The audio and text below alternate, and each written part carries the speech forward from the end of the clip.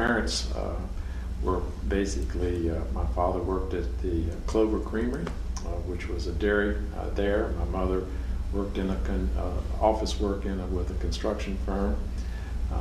I stayed in Roanoke until I graduated from high school, and then went to college at the University of Richmond, as well as law school there, and basically have been in the city of Richmond ever since leaving high school. Well, let's go back a little bit to your parents. Give me their names again and when and where they were born. Nelson Baldwin and Ruth Doran Baldwin, and they were born in 1923. Both of them were born in Roanoke. They lived their entire lives there. Did they grow up together? No, they didn't meet until high school, I think, around that time, and were married in their early 20s. And did they go to college after graduation? No, they didn't. So tell me a little bit about growing up. You said you were an only child. Right. So tell us a little bit about that. Growing up was a great time and a great experience. I was talking to someone just recently about the fact that I believe I've had a charmed life up to this point, and because so many things that I hear other people talk about, struggles and difficulties, I didn't experience, and so I grew up in the 50s, the 1950s, and I had a idyllic, as far as I was concerned, an idyllic life, not wealthy or anything like that, but absent wealth. It was just a delightful time. I had an extended family. Both of my parents had large families, so we had a lot of cousins and a lot of people around, always big times at Christmas and holidays, and most of them lived in the immediate vicinity, so we were together. And I said, my mother died a couple of years ago, and I said at that time that I believed truly that both of them to be a part of truly the definition of the greatest generation, and that I was exposed to a lot of people from that generation, and it was really created a lot of strong values and a lot of sense of belonging and a sense of love and caring.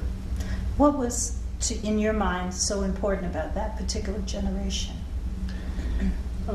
Again, I can speak to it mainly from the people that I experienced in that generation, but I think they brought great values to it. One of the things that I think was so important about my parents was that they continued, even through difficult times and through hardships, to just get up every day and go about life and go about work and carrying on. I often have suggested that courage is not being unafraid, but it's going forward and doing the right thing when terrified. And I think they both had a great deal of courage because they experienced lots of hard times. They sheltered me from that, but they just carried on and continued to live good, productive lives. It's what I call really the true hero, that is not necessarily the person who does the heroic event at one time, but the true hero is somebody who, in fact, over a long period of time, does the right thing and does that on a continuing basis, even in the face of hardship and difficulty. Well, what elementary school did you attend, and how large was the school? Well, I went to two different elementary schools. First through the fourth grade, I went to a school called Riverdale, and that was extremely small. It was the proverbial, there were 4 grades there, and there were basically 4 rooms in the school. And then 5th and 6th grade, I went to Morningside School. So that was a little bit bigger, but still, my guess is, I've never really reflected upon that, but that was probably 300 or 400. The other place would have probably been more like 120 or something like that in the whole school. And then you went on to junior high and then high school. Right. Tell me a little bit about whether you were involved in any activities in those schools. From the time I got to junior high school, I was always involved in most everything, but in particular sports and student government activities. So I was always involved in the leadership activities of the school. all through both junior high, high school, college, and so forth. And I began at that time.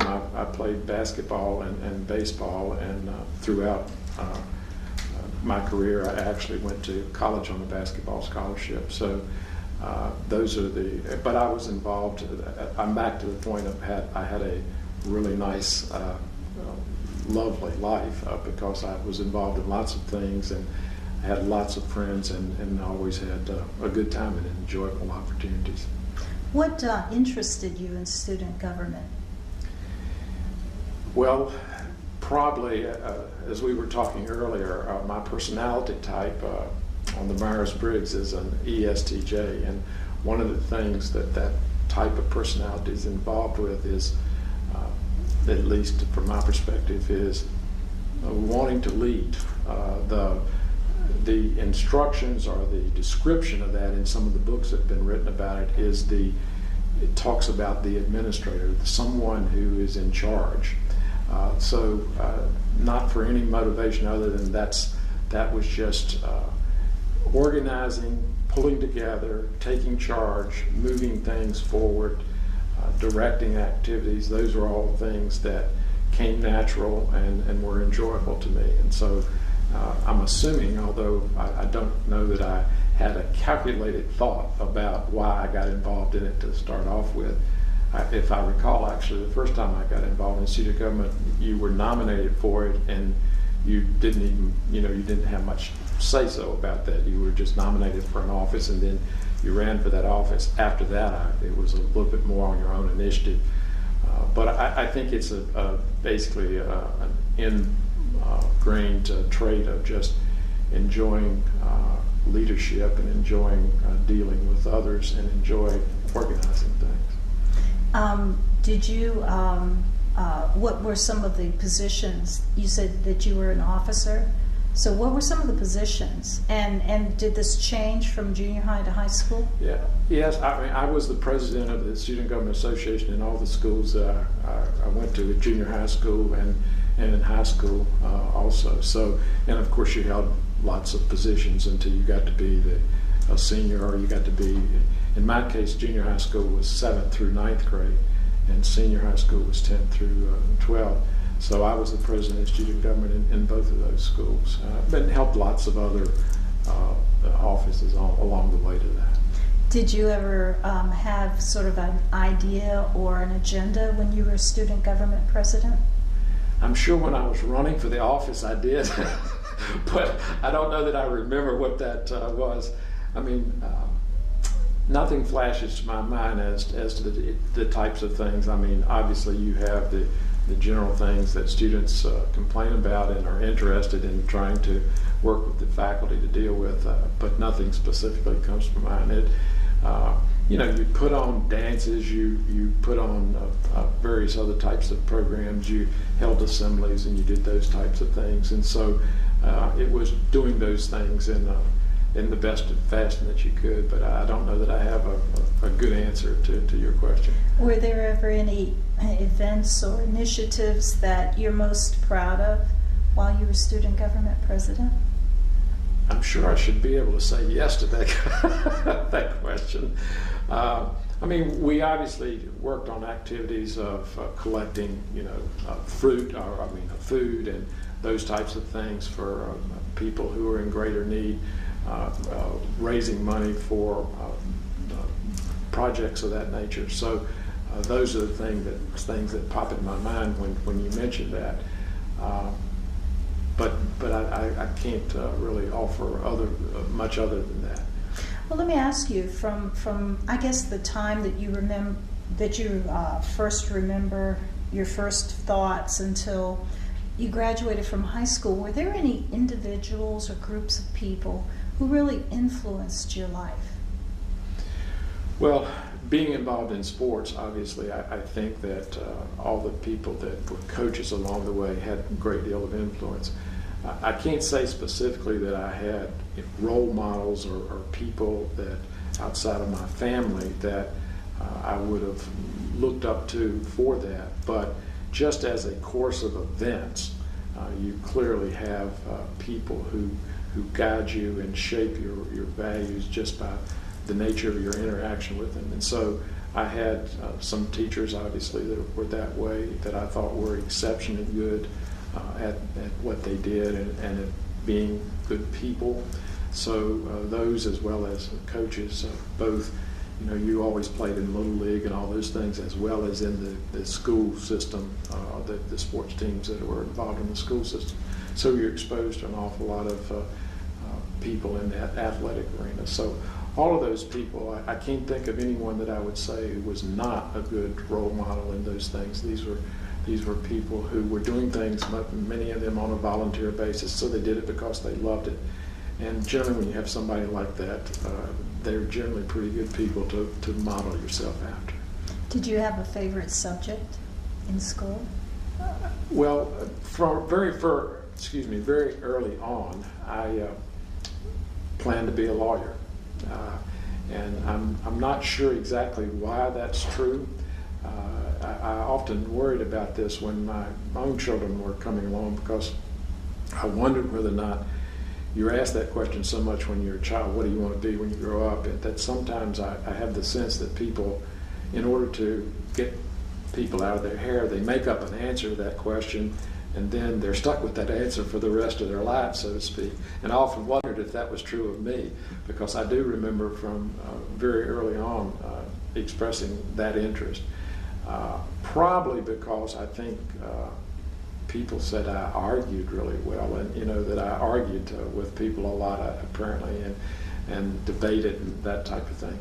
So things around that, certainly some history, but as I moved on, political science, government, I really enjoyed government in high school, probably for a good period of time, because of the fact that I was involved in governing, if you will, in the environment that I was in. I probably thought that I was going to be in politics, that I would go to law school and I would be continue to be involved in government and involved in politics. It never worked out that way, but that was probably my thinking at the time. So I would say government and political science and those related social sciences. During this period, did you ever work with your father in his business? No, didn't work with him in his business. I did an awful lot of other things. He was a person who was just exactly opposite from me in this respect. He was very good at doing anything, around the house or working with his hands or anything like that. I mean, he could fix anything and just was just unbelievably talented at that. I can do absolutely nothing of that. And I wondered what happened along the way, why I didn't get that. But I remember asking him on one occasion, he was working on the telephone. This was back, obviously, when you had the rotary phones and so forth. And I said, well, how do you know how to fix that? And he said, I don't. I just do. I just work on it till I fix it. And so I spent a lot of time with him, watching him do those things. Unfortunately, none of them ever took, but in fact, those were the times that I worked with him the most. Did your grandparents, any of your grandparents, have that particular skill as well? Probably not, but I was very close to my mother's parents, because I actually all of us lived together for a few years in the early part of my life. So. And my mother worked, and so my grandmother, I guess you would say, in the first few years of our life, was there to help raise me. And so they again were just unbelievably delightful people. But my grandfather worked for the railroad in Roanoke. The Norfolk and Western was sort of a primary place of employment, and my grandfather worked for them, and my grandmother was a stay-at-home person. But they were people, again, out of that same mold, that much more self-reliant than I am, for example. If something went wrong, it was not pick up the phone and call somebody and get them to come and fix it. It was fix it and do it yourself. I recall, for example, at my grandparents' home, they got some termites or something, and there was a wooden home in the front of the home, and so they just tore the front of the home off and put it back and fixed it back. And Today, I don't see that many people doing that. Maybe they do. I certainly wouldn't have the wherewithal to undertake something like that. But that's the way all the people that I was around, that was the way it was. And of course, the other part of it was that there were all kinds of people, both family and others from the community, that would come in and be a part of that exercise. I mean, to work to solve the problem. I recall we lived right next, my grandparents lived right next to a church, and they built a new church while I was very young. And I recall working on that myself. In other words, I was big enough to push a wheelbarrow of bricks and stuff up scaffolding, so it was an all-brick church. And this was the community, you know, and this was a fairly, actually, they were replacing a fairly small church, but this was a fairly, I don't mean cathedral, but I mean it was a fairly good-sized church. And it was, I'm sure they must have had, I didn't know this, I'm sure they must have had a general contractor of some sort, but by and large it was a community event. So that's the model of, or the type of people that, you know, I experienced when I was growing up. Now, you indicated that your mother worked. Where did she work? She worked for Wiley and Jackson. It was a construction company, and she was basically a payroll and accounting, kept the books and issued paychecks, and it was a relatively, staff-wise, a relatively small company, but it was a very profitable company because they were mainly, I guess, in highway construction and things of that nature. And the person, Wiley and Jackson, the namesake person of the company, was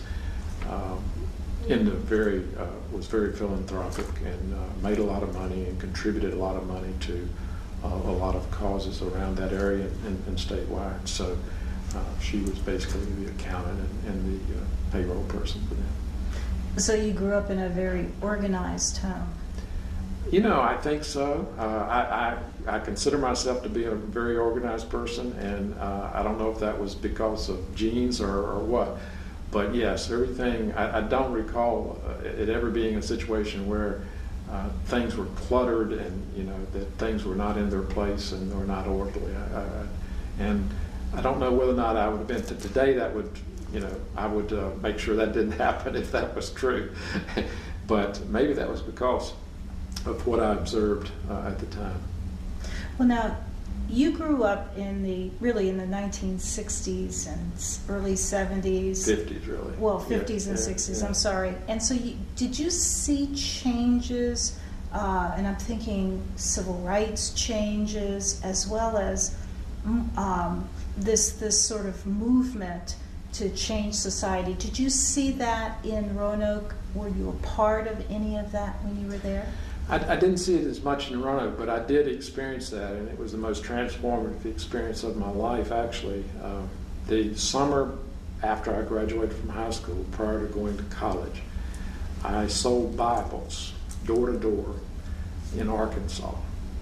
And I went to work for a company, it was called I think it's the Southwestern Company, maybe in Southeastern, but anyway, out of Nashville, Tennessee. And they had a business model at the time that they only did this during the summer, but every summer they brought about 1,500 college students and to Nashville, trained them for about a week on sales techniques, and then sent them out across the Bible Belt, if you will, in the South to sell primarily family Bibles, but there were lots of other books, dictionaries and children's story books and Bible story books and those types of things.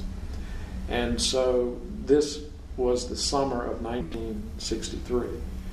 And we could spend I don't want to, you cut me off where you want to here, because I would spend a lot, as my wife would tell you, I would spend a lot of time telling these stories, but it was so transformative because 4 of us from Roanoke left, went to Nashville, and then were sent to right across the river from Memphis, but in Arkansas. And I had never, I don't know exactly how to phrase it other than I had never experienced anything like what I did. And for example, I'll give you an example of what I'm talking about. And again, you got to put it in the context of the year and the location. But we were driving 4 separate cars, and we left Nashville and got to Arkansas on a Saturday evening, and we drove in to town, and we all had Virginia license plates on our cars, and before we were probably in the city, and this was a little small town, probably of less than 10,000 people. We weren't there 5 minutes, and we had all been pulled over by the police and surrounded, and for no other reason other than the fact that we were from out of town, that we were from out of state, and wanted to know what we were doing there, what we were going to do. And we then had to go see, that was a Saturday night. On Monday morning, before we could sell books, sell Bibles, we had to go see the mayor on Monday, who was the classic live up on the high hill in the big white house with the big white suit, smoking a big cigar type of person. And if it weren't for the fact that we had been told when we left that there was a lawyer in this town who had worked with this company selling Bibles when he was in law school, and if we got in any trouble, they must have experienced this before, if we got into any difficulty, to contact that person. And we contacted him, and if it weren't for him, they wouldn't have even let us sell the books in the place. And during that summer, we were going door to door, and if you've never sold anything door to door, even the Bible, you haven't lived, because it is the most difficult thing you'll ever want to do. But this was in the deep South, right in the era of desegregation, and it was also during the era of the time that people, college students and so forth, were coming from the North to assist in the integration movement. And so I'm sure that's why we were stopped originally, because it looked like we were going to be people who were coming in to agitate and to cause problems. So we were right in the middle of that. I was right in the middle of watching the South go through what it went through during those years.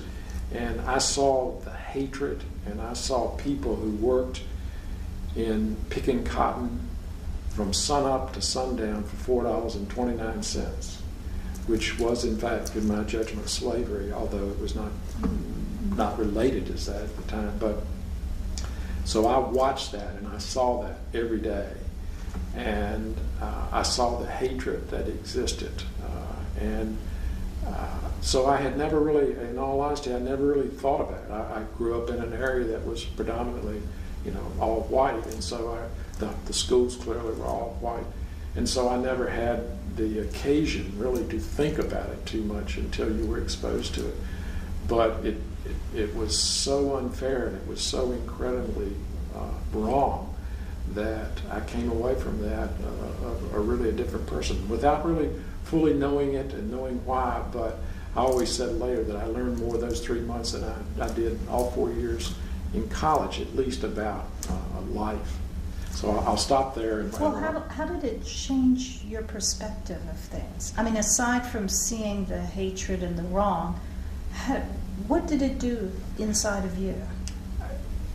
It gave me, I think, an appreciation for fairness, appreciation for the fact that there were ways to treat people, and there were ways that were inappropriate to treat people. One of the things, all of us probably feel this way, but one of the things that I've always felt was that, that I did have a sense of fairness, even when it was to my disadvantage, where if I felt like that I had done something wrong, or if there was a way to deal with you, I ought to do that, even if that was not to my advantage. And I can't say that I've probably done that every time, but I can say I've done that lots of times. And I think so many of those things came out of those experiences. I also, at the same time, this is a little bit different, but at the same time, experienced for the first time. Of course, I was on my own for the first time in my life. And I also was in the situation that if I sold the Bible today, I was going to eat. And if I didn't, I wasn't. Now, I could have called my parents, and I'm sure they would have sent me money, although they were not wealthy people, but they would have sent me money. But I wasn't about to do that. So it was a pretty good learning experience when you got up in the morning knowing that if you wanted something to eat today, you needed to go to work, because there wasn't anybody there, as there always had been, saying, get up and do something, get up and go to school and so forth. But you had to get up and go out there, and you had to go out there and do something that was not easy. Meeting new person after new person after new person, and seeing people who were frightened of you. People as you walk up would lock their screen doors and everything, being chased by animals and all things like that. And so it was a I don't know about multicultural, but it was a type of experience that came at you from so many directions: work ethic, fairness, race relations, all of those types of things.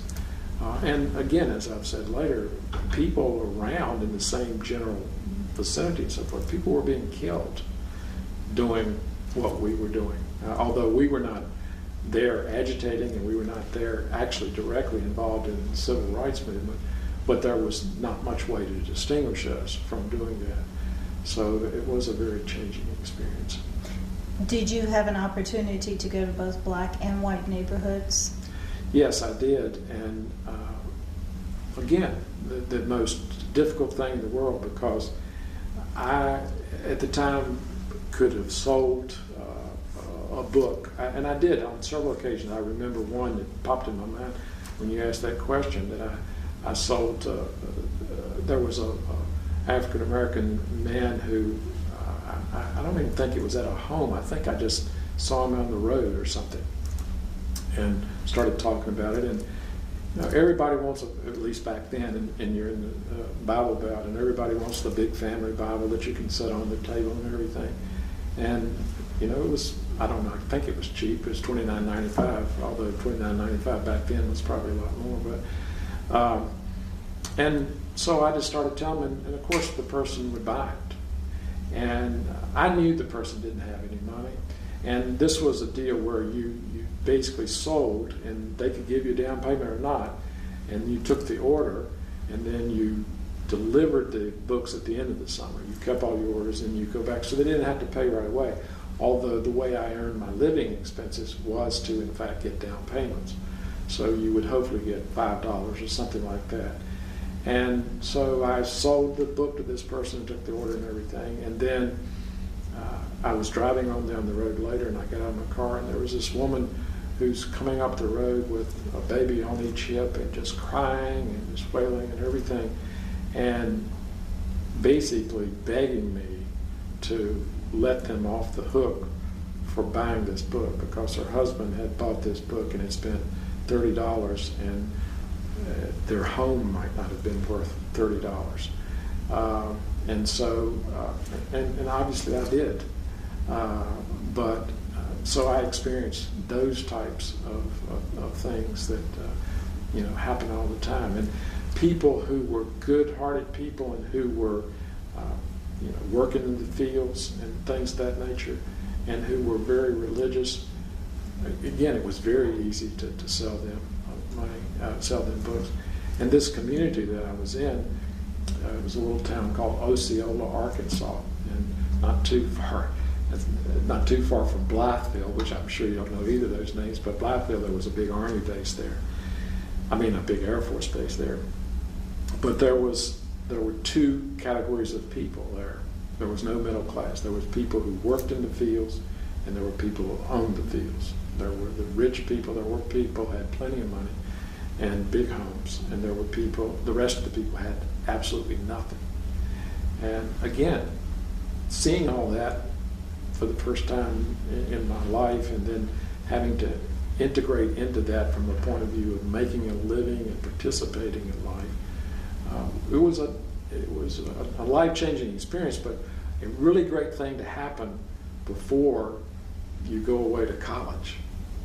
Because when I went away to college then, when I came home and went to college, I think I was more serious. I think I was more committed to working and doing the right things than I would have been otherwise. Although I was never, a frivolous person, but I was certainly far more focused and far more directed toward knowing what had to be done than I would have been if I had not done that. Did you ever go any days without eating? I certainly went plenty of days with only eating one meal. I don't remember for sure that I ever went without eating any, but I went plenty of days with only eating one meal. How did you get the job in the first place? Well, it was one of those deals where, and I say this in the best sort of way, not the worst sort of way, but the whole business model was a little bit of a pyramid system. And what happened is that people got recruited in some sort of way, and then the next year, if they went back, they could recruit a team. And they would then get a percentage of everything each one of those people on their team sold. So, you sell a book, I get a percentage of what I sold. And then my team leader, he gets a percentage of that too. Now, he doesn't get nearly as great a percentage as I do, but he still gets a percent. So I was just recruited by someone. The person, and this to me was another part of the learning thing, the person who was the top of the pyramid, so to speak, that I was in. In other words, they had several people with several teams under him, was a third-year law student at the University of Virginia at the time. And I remember seeing him during the summer. He drove a Mercedes. He drove up and down the highway in Arkansas and southern Missouri. He never sold a book, and he made $10,000 in those 3 months. And that's $10,000 40 years ago. So, I don't know, that'd be probably what, equivalent $100,000 today, maybe, I don't know. And all he did was go around and motivate, go around and encourage us, have Sunday lunches and, for the team, for the sales team and so forth, and encourage us to get out there and sell books. So that's a long way of saying I was just recruited. And I had the opportunity, I didn't go back. I was not very good at this because I think because of what I said before, if the person gave me a sob story, I said, sure, here, take everything I have. I would, after a couple of those situations, I wouldn't sell somebody the book if I didn't think they could afford it. Because one, I thought it was wasting my time because I was going to have to order it and then redeliver it, and they probably couldn't pay for it. But two, I just didn't think they could, pay for it. So I didn't go back. Some of the other, there were 4 of us that went, and 2 of those people went back and did it for a couple of years and made really good money. Now, and another piece of this, I apologize for spending so much time talking about this, but they had a system where you basically, with your down payment, you got money to live on, but then what you didn't need to live on, you sent back to Nashville, and they put it in the company bank, so to speak. So they ensured at the end of the summer that you would have some money. And this, the way that most people were doing this was to pay for college or law school or whatever it was. And even though I was not very good at it and didn't sell that many books, I still saved over $1,000. So I paid for my living expenses and saved $1,000 for 3 months. And again, that was 40 years ago. And so it was, it was just a nice way to earn some money and also learn, although I didn't know I was going to learn as much as I did. Did this company hire both blacks and whites to sell, or? I don't know the answer to that. I can say I never saw any blacks, but I don't know. My guess is, given the time and the circumstances, that they may not have, but I don't know that for sure. Since that time, I'm sure they still, well, I'm not totally sure, but I know that they existed until relatively recently when I kept up with them. I think their business model changed a little bit, and I think they did this year round. I even had in later years people from that company come to my door in Richmond selling books. And it's another thing that shows you how things stood. My wife today cannot understand how when I get a call from a telemarketer on the telephone, I'm always courteous to them. And when somebody comes to my door selling something, well, although that doesn't happen that much anymore, it used to happen 20 years ago, I was always courteous to them. And she always, would say, why are you taking so much time? And I even offered him some, because one of the greatest things that could happen. When we were out there in 100-degree temperature, walking around, is somebody off your lid, lemonade or tea or something like that. Just be nice and sit down and talk, but even if they don't buy anything. So, I've always been nice to people on the phone and they come in the door because I understand what they're doing. I understand, how difficult it is to do what they're doing. Mm-hmm. I was wondering, was this how you were able to pay for your college education, or were your parents able to help you? No, I actually went on a basketball scholarship. So again, I played ball in high school, and so I went to the University of Richmond. What position On did you play? Guard. I was a point guard, and I ended up in the 4 years not playing a whole lot, but I did pay my way through school. But I did play basketball for 4 years, and again, it was one of those things that was just invaluable because what it allowed me to do was to travel.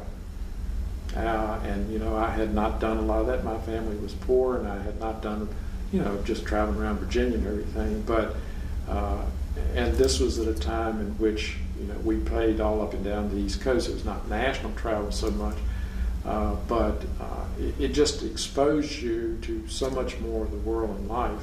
I loved sports. I loved basketball, and it was just an opportunity to be. And this was when.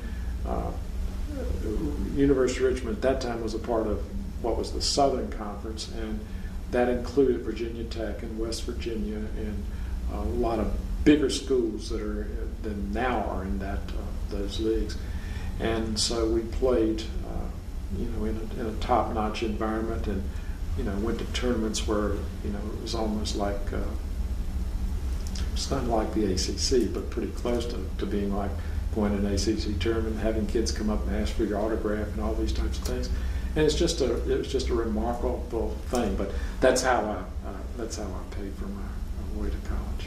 Now, your choice of the University of Richmond, was that because of the scholarship? It was. I actually was planning on going to the University of Virginia.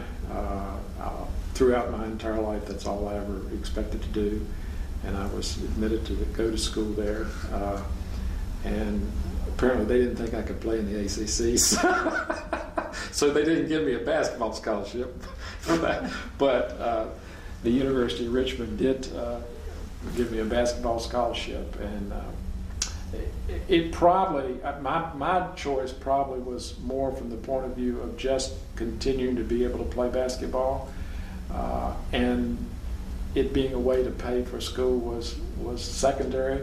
I'm sure for my parents, those were reversed because while they had never said anything about not being able to pay, I don't know how they would have. Although, of course, it didn't cost anything like it costs today. It's not today; it's $50,000 in a year. And so it happened to be a nice coincidence. There was actually several things that happened my senior year in high school that all sort of, if you talk about again, fate. I moved. My parents moved, and we moved in next door to a family whose son was going to the University of Richmond. It was a senior at the University of Richmond. We had a new minister who came to my church who had gone to the University of Richmond and was an athlete there, played football there. What church was that, by the way? Belmont Baptist Church in Roanoke. And what was and then the person who became the head basketball coach at the University of Richmond at that time had gone to my high school. And I didn't know them. I didn't know him. I knew him by reputation, but not personally. But so there were at least three sort of just, I don't know what you would call them other than fate, types of things that happened. And then I was offered the scholarship, and so it was a nice thing to be able to continue to play, to be able to get your education free. And when I came to visit the school, I fell in love with the school too. It's a beautiful, beautiful campus. When you arrived, did you know what you were going to major in? Yes. I knew I was going to be a lawyer, and I probably didn't say that opening day that what I was going to major in, but political science was what I ended up majoring in, and again, because it was just oriented toward government, and that seemed to be the right way to go to to law school is to, and particularly if you were thinking in the back of your mind you might be involved in politics. How was it to be the first generation going to college? I didn't think about it. I think that's something possibly in the back of your mind that, after it's over with, you might think about, but there never was any hint that I was not going to go, notwithstanding my parents didn't have college educations and that their family and so forth was poor. But again, it was a part of having such a tremendous childhood and life, was that they would have figured out, my impression was that they would have figured out how to deal with that. They only had one child. That was a great thing because they had enough money to make my life a wonderful life. That might not have been true if they'd had a lot more children. So I never actually thought about not going to college. I went, as I said, I went to a lot of activities at the University of Virginia when I was in, and you don't want to get me on that either, when I was in high school. So I was and knew a lot of people, and so I was just prepared to do that. And I never even thought about it. Never even crossed my mind that I would have been the first person to go to college. Now, you do have to give me at least one example of these activities you went to at UVA. Okay. If you got 10 more minutes. One of my favorite stories about going up there, a good friend, one of the people who went with me to Arkansas and I decided to go up for a weekend at UVA. And I think back on this now and think this is just so incredible, because I would have never allowed my children to do anything like this, more than the man in the moon. But I think I was probably, I can't remember if I was I must have been a junior. I think I was a junior and he was a senior in high school. And there was football game and big events at UVA. And actually, the person who was the city manager, my friend knew the son of the city manager, and he promised to give us a ride up there. And I think that's why my parents let me go, because they didn't know the city manager, but the city manager was a big guy, it was a big deal. And so he was going to take us up there, and ostensibly he was going to bring us back, but it didn't work out that way. But so we got a ride up there, and then we get dropped off, and we go to the football game. University of Virginia was playing University of Maryland that day. We didn't have tickets. We sneaked in the football game, just walked in, through open doors. Saw a great college football game, although University of Virginia had a very lousy team at that point in time, but still had a lot of fun. Then the game is over, and we realized, and we didn't know this, I don't think we knew this in advance, but the Kingston Trio, which was the rage of college campuses in the early 60s, were giving concerts there at the old Memorial Gymnasium. So in the afternoon, we go over there to try to, again, sneak in, figure out some way to get in this concert. And it hasn't started. They were doing two concerts. There's one in the afternoon and one at night. And it hadn't started. And so we were trying to figure out a way to sneak in and get in. And so we started going around the building to try to figure out if there's some ways that we could sneak in through the side of the building. And we walk up, and there's all three of the Kingston Trio sitting on a bench by themselves right there outside the side of the building. So we just walked up and sat down with them. And I mean, this would be like, some rock star today, and that's what that was to us. And just we didn't say anything, we just sat there and listened to them talk. And then we went back and went up to there was sort of a balcony area that we were able to sneak up in. We couldn't get inside, but we could sort of see over it. And it was so much fun, and they finally ran us off of there, that we went ahead and bought tickets for the evening. And why they had tickets, I don't know, but we bought tickets for the evening event. And again, it was one of those just unbelievable experiences to go to see something that you've listened to on the radio and seen on TV, and that this guy and I sang in groups together. What was popular then was for every three guys to get together and have a Kingston Trio type of group or something like that. So we did all that stuff, and so here we were with those people, and we bought tickets and we went in, and just it was a fantastic experience. And the last piece I'll tell you, at the time at UVA, everybody had to wear ties to class and everything. And so we had on ties, but this was a little bit high schoolish, but I had a clip-on tie on. I haven't worn clip-on ties since then. And I'll never will forget, we were seated on, and they had chairs down on the gym floor and everything, and then they had bleachers this way. And of course we were flirting with all the girls and everything, and there was this girl up here, and it's a college girl, I'm a whatever, junior high school, but and so I'm looking at this girl, and so we're standing up applauding, and every time people would jump up and applaud. And one time we did that, and when I sat down, my tie went out over the seat in front of me, and the person in front sat down, and when I raised up, my tie came off and it's hanging down by the back of the seat. And I look up, and this girl is just laughing herself silly. and then I said 10 minutes, this is 8. So then we finished that, and this has just been the most unbelievable day. And we check around, and the guy who brought us there is gone. And we don't have a way home. And don't have a place to stay or anything. And we started walking, and this, if you're familiar with Charlottesville, then we came up with the idea we were going to try to catch a bus, a Greyhound bus or something back to Roanoke. And so we started walking, and this was from Memorial Gymnasium, which is all the way out on the main part of the campus out there. And then at least the bus station was all the way past where the mall would be today. It's down in that area. And it doesn't seem, today when I drive that, it doesn't seem as long, but it seemed like 12 years then. We walked all that distance and got down there. People were drunks and everything all over the place.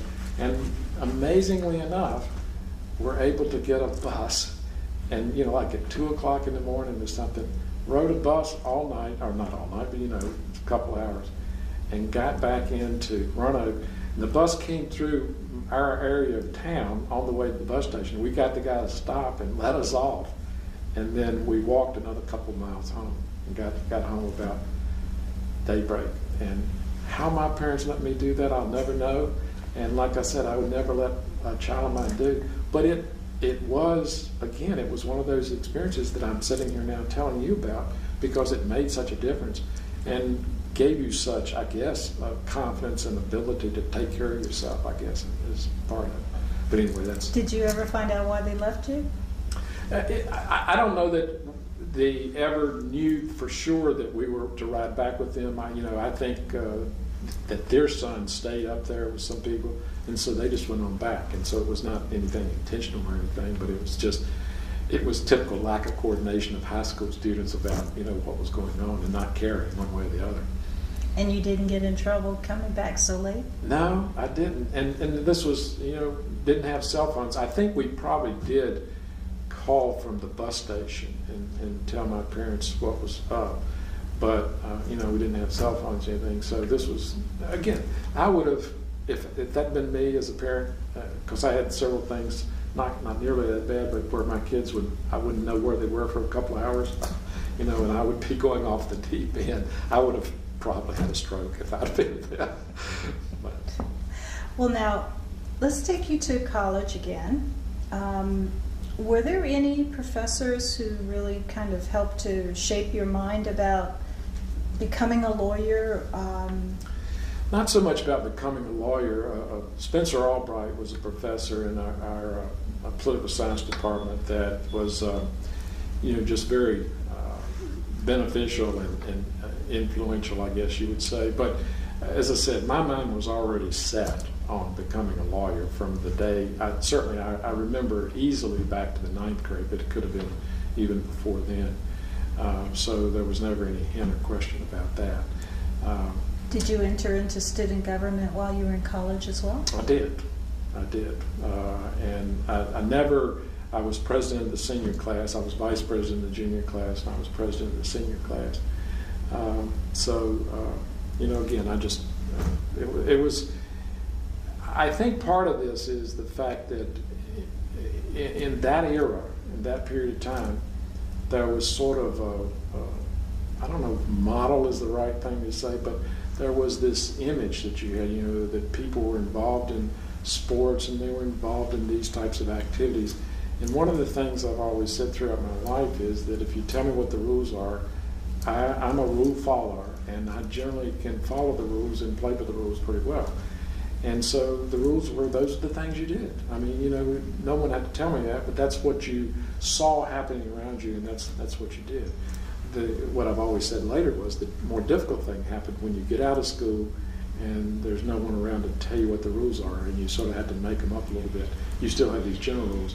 It's much harder, I've always said to my children, it's much harder to do that when there's not a structure and you know what the rules are. When you know that, and if you're a rule follower, you can just do that and you generally will come out pretty well. But when it's sort of, you know, free form or free flow, it's very much more difficult to figure out how to navigate that, at least, you know. Did you ever find the college to have particular challenges for you? No, I mean, I worked very hard. Another thing, I don't know where I learned, but I did and do have a good work ethic. And so I was not a party person, although I started dating my wife in college, or my first year in college. Actually, the summer, right at the end of the summer of when I got back from Arkansas. So I had a steady relationship, and so I didn't have the need to go out, and I don't drink, and so I didn't have the need to go out on the party scene. I took a solid course load, and I worked hard at it.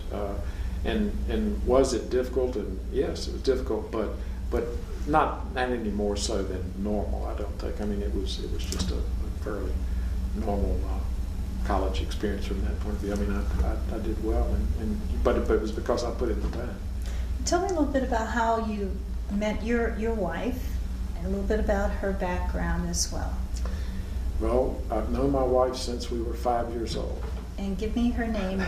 Her name, she goes by Sue. Her name is actually Billy Sue. Ward was her maiden name, but her name is Sue Baldwin.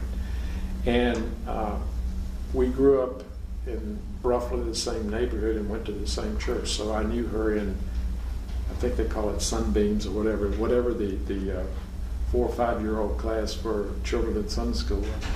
And so I went to school. I didn't go to the first 4 grades with her, but from the 5th grade, I went to school with her from the 5th grade through high school. But I knew her, but we never dated or anything. She was actually the vice president of the student government in high school when I was the president. We didn't necessarily get along in that relationship, actually, very well. Why? What was the issue? I don't know. There was no issue on my part, but I think she always thought that me and my friends were jerking her around and causing problems. She was like, I remember her being in charge of what they called the Spring Fling. It was a big talent show type of event, fundraising for the student government in the spring, and the vice president was in charge of that, and she was in charge of that. And we would be the people sitting around, and she's up trying to make things happen, and we'd be the people sitting around laughing and joking and talking to each other. And one time she turned it through a clipboard at us, but it was nothing serious. But it was just that she didn't have the same appreciation for us because we were a little carrying on sometimes. But we never dated or anything. Actually, the amazing thing was when I came back from Arkansas, right at the end of the summer before going to college, I had my tonsils out, and so I was in the hospital a few days. And when I got out of the hospital, I had a girl that I had dated last year in high school hadn't been, I don't know what the right word, when I was in Arkansas, I didn't feel like she was paid as much attention to me as what she should have, even long distance. So when I came back, I wasn't interested in seeing her, and I don't remember how, because my wife is not somebody that that I dated, like I said, but somehow I called her up and asked her out, and we had a great. Oh, I know one of the things was that she graduated from college in 3 years, and so she went right out of high school. She went, the next day she left for college. And so she'd already had a summer of college, and when I called her up and asked her out. And so in addition to many other things, she dyed her hair, she was a total blonde, and her appearance was different, and so that was a very striking thing for me. And so anyway, we went out and really started dating after that, and probably by the fall of that year, even maybe even a little bit before that, we were whatever you would call going steady, whatever, we were dating regularly. She went to Longwood College. She was always wanted to be a teacher, and so we were relatively close. There was only an hour's drive between the two, and so we were able to. She'd come to Richmond on some of the weekends and that type of thing. So when did you get engaged? Our senior year, Christmas, my senior year, which would have been 66. This December, graduated in 1967. So again, it was a well-worn traditional path. We dated for 4 years, and then you're getting ready to graduate from college, and so it's time to get married, type of thing. And that's exactly what we did. When did you get married? That summer, the summer between college and law school. A June wedding? Yes. Does this sound? It probably sounds boring, but yes, June 17th. And what year was this? 1967. And you knew that what your goal was in terms of law school. Had you applied to a number of law schools? No, I only applied to the University of Richmond Law School. I had a good record, so I think I could have been admitted wherever. But at that point in time, at least from my perspective, the view was if you wanted to practice law, actual litigation, the University of Richmond Law School was the best place to go. If you wanted to be a United States Senator, probably going to UVA would have been the better choice. But if you wanted to be in the courtroom, University of Richmond Law School was known for being oriented toward Virginia law and for turning out Virginia practitioners. And while it didn't end up that way for me, that's what, at that point in time, that's what I basically said, this is what's for me. Plus, I had such an unbelievably great experience at the university undergraduate. My wife had a job teaching in Carrico County, and they gave me a scholarship to pay for all of law school too. So I was able to go to law school free also. And were there any professors there who influenced the way that you thought of the law, or maybe your career choices? Yes, the dean of the law school, William Muse, at the time was somebody who I have always looked up to a great deal. He was, I will say that he was a person who, some people didn't like him. I guess he was one of those people you loved or you hated type of thing, because he was a strong personality, and he ran the law school like a little bit of a dictatorship type of thing. And again, this is when everybody wore coats and ties to class, and you did what he said. He taught me torts, and I thought he was brilliant. He was always very friendly. He liked people who were involved in sports. He always went to the University of Richmond basketball games, and I remember in a basketball game, he always sat under one of the baskets, and I remember throwing the ball inbounds on the basket and him hollering at me after I'd been over for an interview to come to law school. So he was sort of an epitome, I thought, of a legal scholar, a good person, and just somebody that you would want to model yourself after. And he kept, as I found out later, he kept that law school going on a shoestring when it could have folded for lack of money, but through a force of personality and just through his hard work and his ability, he kept that school going. So when you were in law school, was this still kind of an all-male club, or did you see diversity coming in those years? In my class, I had a class of roughly 75 people started, and there were 3 women. I don't remember any African Americans, and I don't think there were. It would not have been likely that that's the case, but there were 3 women in our class. So it was just starting to, at least actually both, but it was just starting to have women involved. And it's sort of an interesting thing to that. Last Saturday, this year I'm president of the Law School Alumni Association, and as such, I was called upon to introduce the commencement speaker at the law school commencement last Saturday. And so I was there doing that, and I noticed as the diplomas were being awarded that it was more women than men, and the women won most all of the awards that were given, and there was an awful lot of diversity in the class. The percentages I'm sure are still not great, but certainly I would say 10% or more were people of color.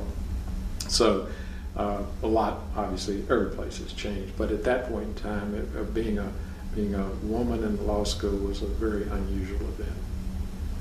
And had you made a decision as to the direction you would go in toward the end of law school, or were you still thinking of pursuing litigation law? No, I don't know where along the way, but someplace along the way in law school, I really did become confused or not sure of what I wanted to do. Law school was, needless to say, much harder. I still studied hard. I have outworked most things.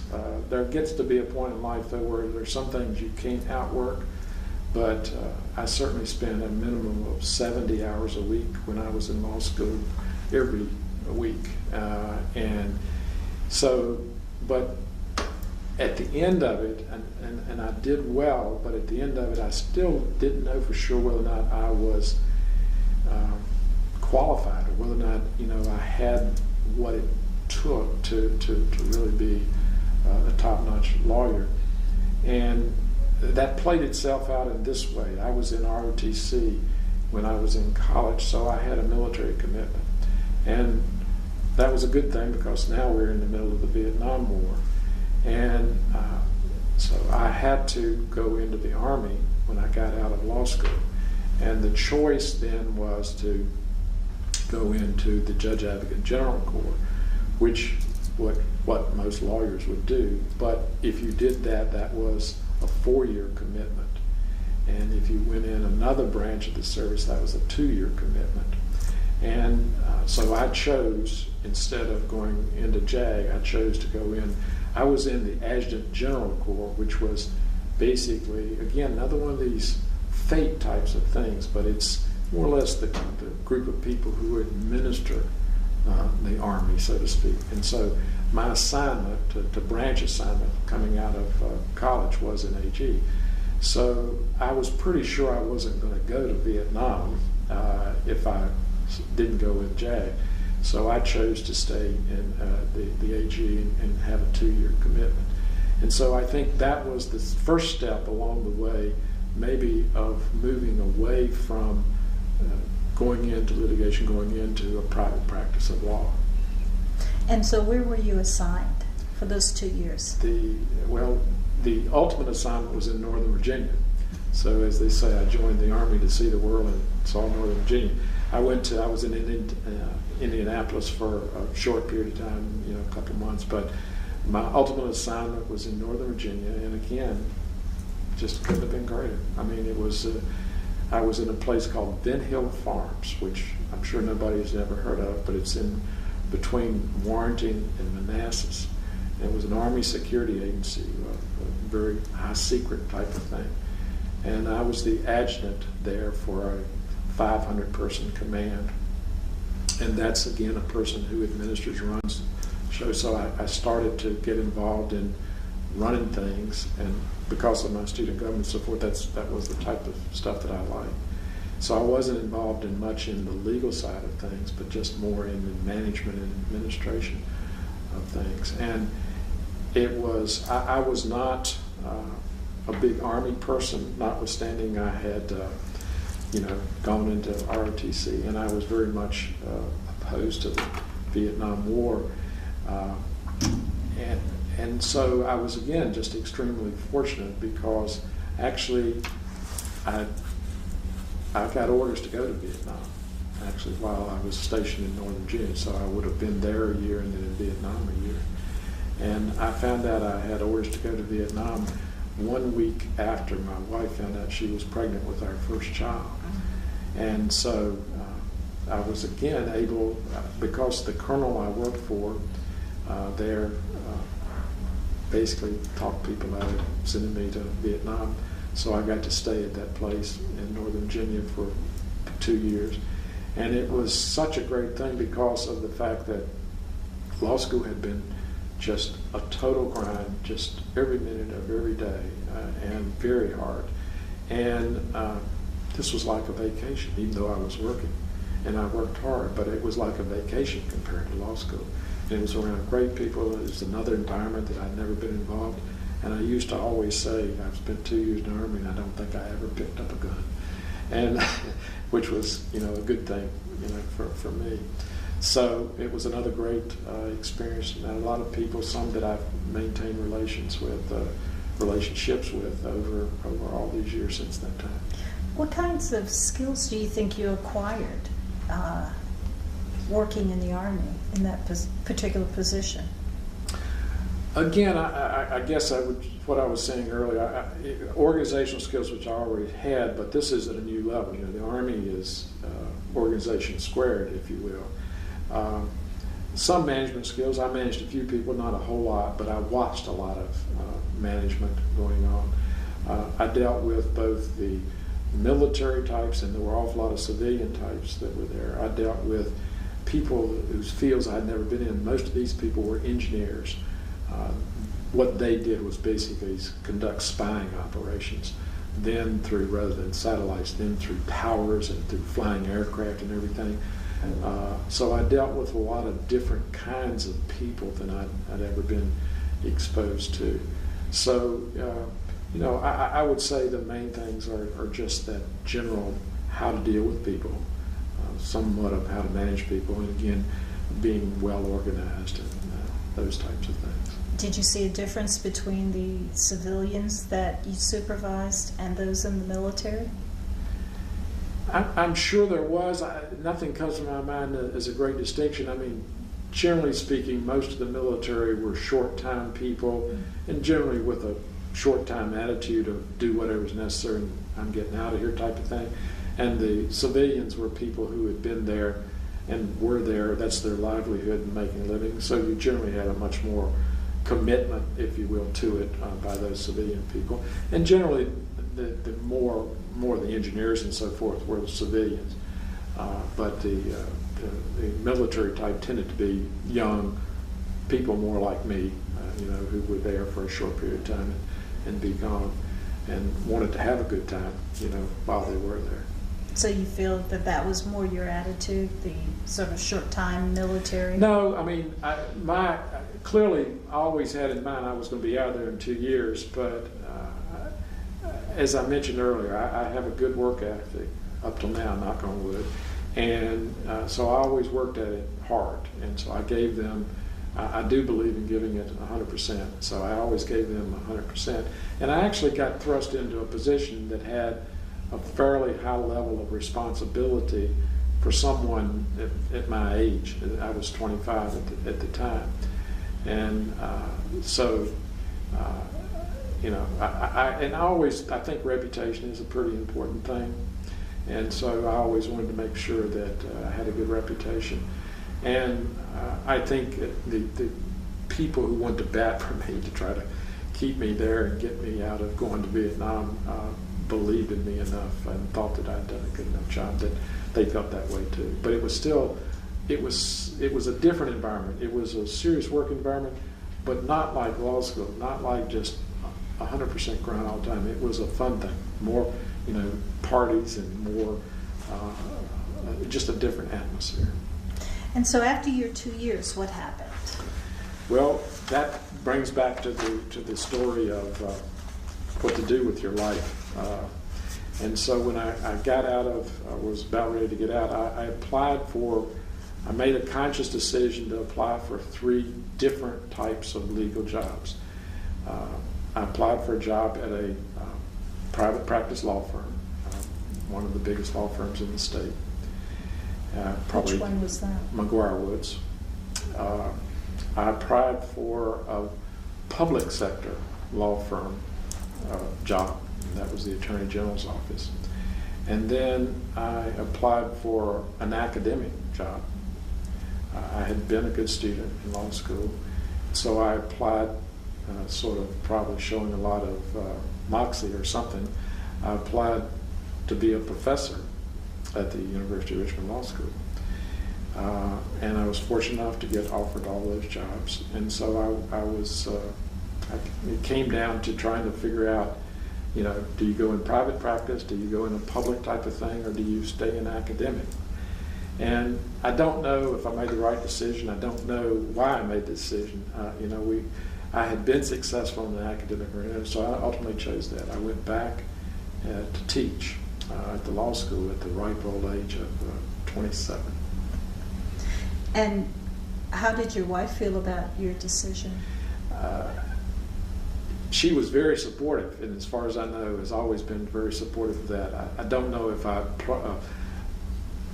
delved below the surface that she would have objected to that or not, but certainly there was never any hint of that at the time. I mean, when you are choosing a course that's probably going to be less financially rewarding than some other course, my guess is that she probably thought about that once or twice.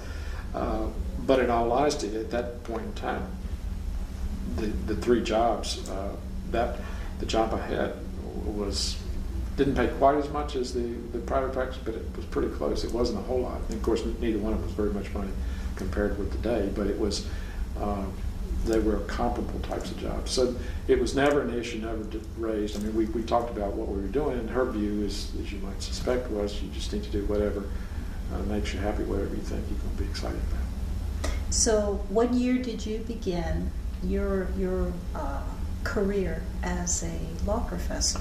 1972. I started in the summer. I got out of the Army in the late spring, I guess it was. I actually taught in summer school at the law school, and then began that fall in full time. And what was that first moment like for you, going into the classroom as the instructor? It was awful. That's all I can say. It's the hardest thing I've ever done. It was slightly harder than selling books door to door.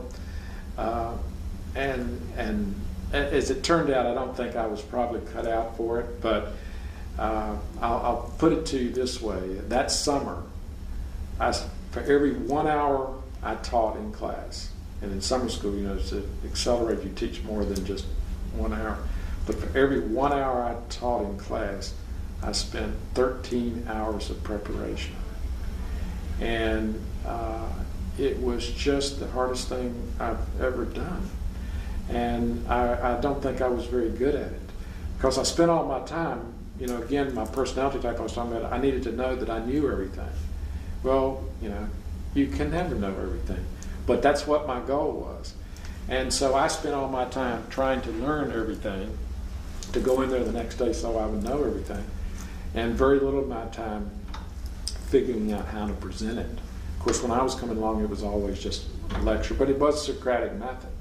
And I don't know that I was very good at the Socratic method, but I lost probably 15, 20 pounds that summer, because it was the hardest thing I've ever done in my life.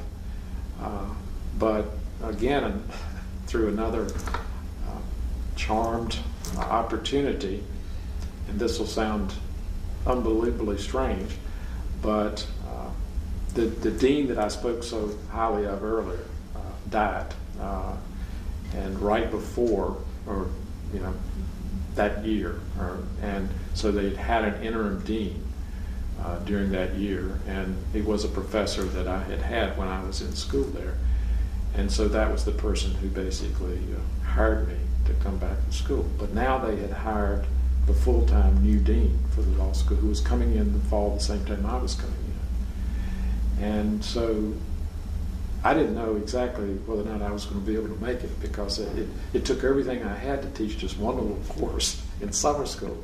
And now I'm looking at the full schedule during the year, and different courses, different from what I taught in summer school.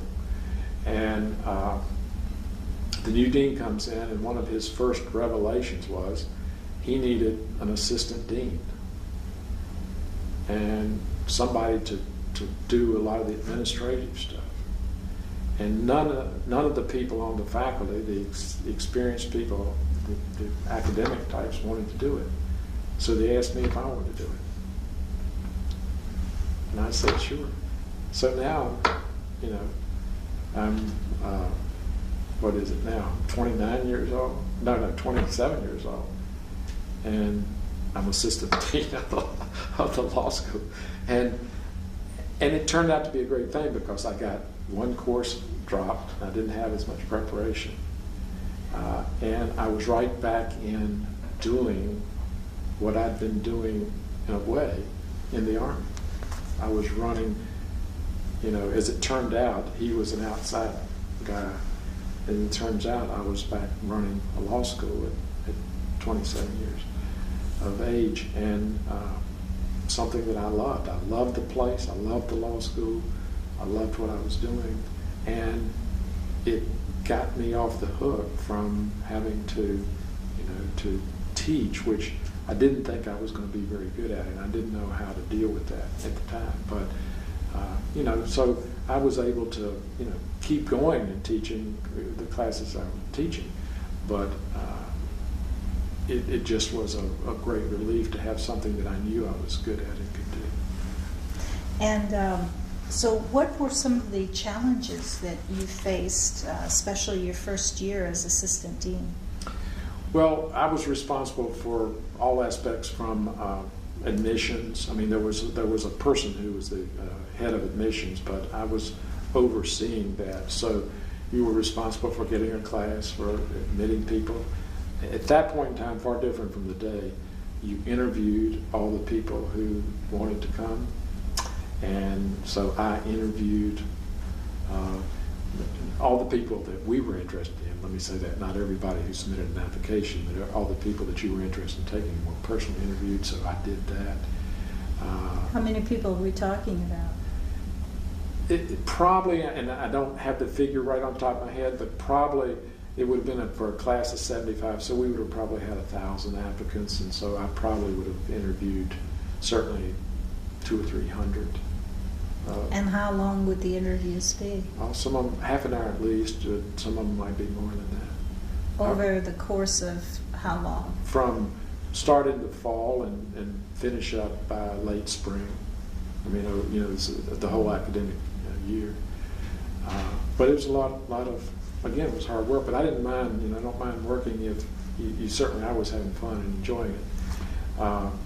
And you know, I did a master plan, you know, for the school, talking about facilities and talking about expansion of faculty and all of those types of things. So it was just, again, it was great preparation for everything else I was going to do the rest of my life, although I didn't know that at the time. And it was just an extension of the things that I'd already started doing. All these things, that's why I talked about it being a charmed life, because these things just happened as guided things that fell into such nice symmetry and led one thing to another. How was your relationship with the other faculty, most of whom were probably older than you? Yeah. It was very good. You know, it was just some of them, or several of them, are still very close friends of mine today. A couple have obviously died, but it was a small faculty, and some of them, they were older than I was, but they were not, you know, they were still young, I'd say relatively young. And they were top-notch in their field, and again, formed some of my closest friendships. One of the people, Rodney Johnson, who's now retired there, but was a Wills and Trust professor, and probably Virginia's best expert in Wills and Trust. Has just been such a tremendous person for me and my family over our lives. So we had great relationships. How long did you work in that position? I was there 2 years. I was at the law school for 2 years. And what happened? Again, another long story. If you're gonna, I don't know how you're enduring this, but another long story. The court system in Virginia was being reorganized. They just finished a study that started in 1969 called the Ianson Commission Report. Chief Justice Lawrence Ianson led a commission that totally revamped the court system in Virginia. Interesting enough, I just had one of our researchers come up to me today and say, Vermont has just this few days ago adopted legislation mainly because of the financial crisis, restructuring their courts. And this guy came and said, I just wanted to tell you, I started looking because I thought it might be interesting to see about the reorganization. And he said, this reorganization of Vermont today is the most extensive reorganization since Virginia reorganized in 1973. In other words, no state had been quite as drastic as Virginia was. So they were looking to find someone to basically bring about the transition that was going to occur. Basically, when I say the reorganization, it had many things, but simply put, it made courts a function of state government versus local government. Courts had always been under the municipalities and the counties. And this brought state funding, basically, still some things funded by the localities, but primarily it brought state funding, and it made the courts just like, not that they're in the executive branch, but just like they were another entity of state government. And so they were looking, they had someone, the Executive Secretary of the Supreme Court, in most states called the State Court Administrator, and I may use that term, but they had a person in that job. That office was created in 1952. Hubert Bennett was the person in that job, but he was getting near retirement. And so they were looking for someone to come in and basically take over and implement this reorganization, and then hopefully be there to take his place when he retired in a couple of years. And then Justice Carrico, later Chief Justice Carrico, was close friends with Rodney Johnson, the person whose name I just mentioned to you a minute ago, who was on the faculty at the law school. And they apparently looked, this was before my time, but they apparently looked for a lot of people, a lot of judges and others around the state. Hubert Bennett had been a judge. He was the person in the job. He'd been a judge in Chatham. He'd also been a member of the General Assembly. So they looked for judges. They looked for all kinds of people. And then Chief Justice, or again Justice Carrico, started thinking about Rodney for the job. So he called Rodney up to talk to Rodney about the job. And Rodney said he was not interested, but gave him my name. And said, he's somebody who's come here, is young, who's been involved in a lot of administrative types of things. And so Mr. Bennett called me up and had me come down for an interview. And he also, we had the interview, it went well. He also called Judge Doubles. Judge Doubles was the acting dean of the law school who hired me to come on the faculty, and he was acting after he retired as a judge. He'd been a circuit court judge in the city of Richmond. He'd first been at the law school, then he'd become a judge, and then after he retired, when they had the Dean Muse die, he came in as an interim dean. So Hubert Bennett called Judge Doubles, and he'd already obviously talked to Rodney, and I'm sure he talked to other people, and Judge Doubles, put in a nice word for me, and so they offered me the job as Assistant Executive Secretary, again to be primarily responsible for the district court system, taking over and all the local jurisdiction courts and bringing them in as general district courts and as juvenile and domestic relations district courts. And so when you were hired, they had not yet started that process, or they were laying it out? The actual implementation process started in July of 1973. Some of the things took effect July of 1973, and some of them took effect in January of 74 and July of 74. I came in August of 74, so 1 year's worth of stuff had happened.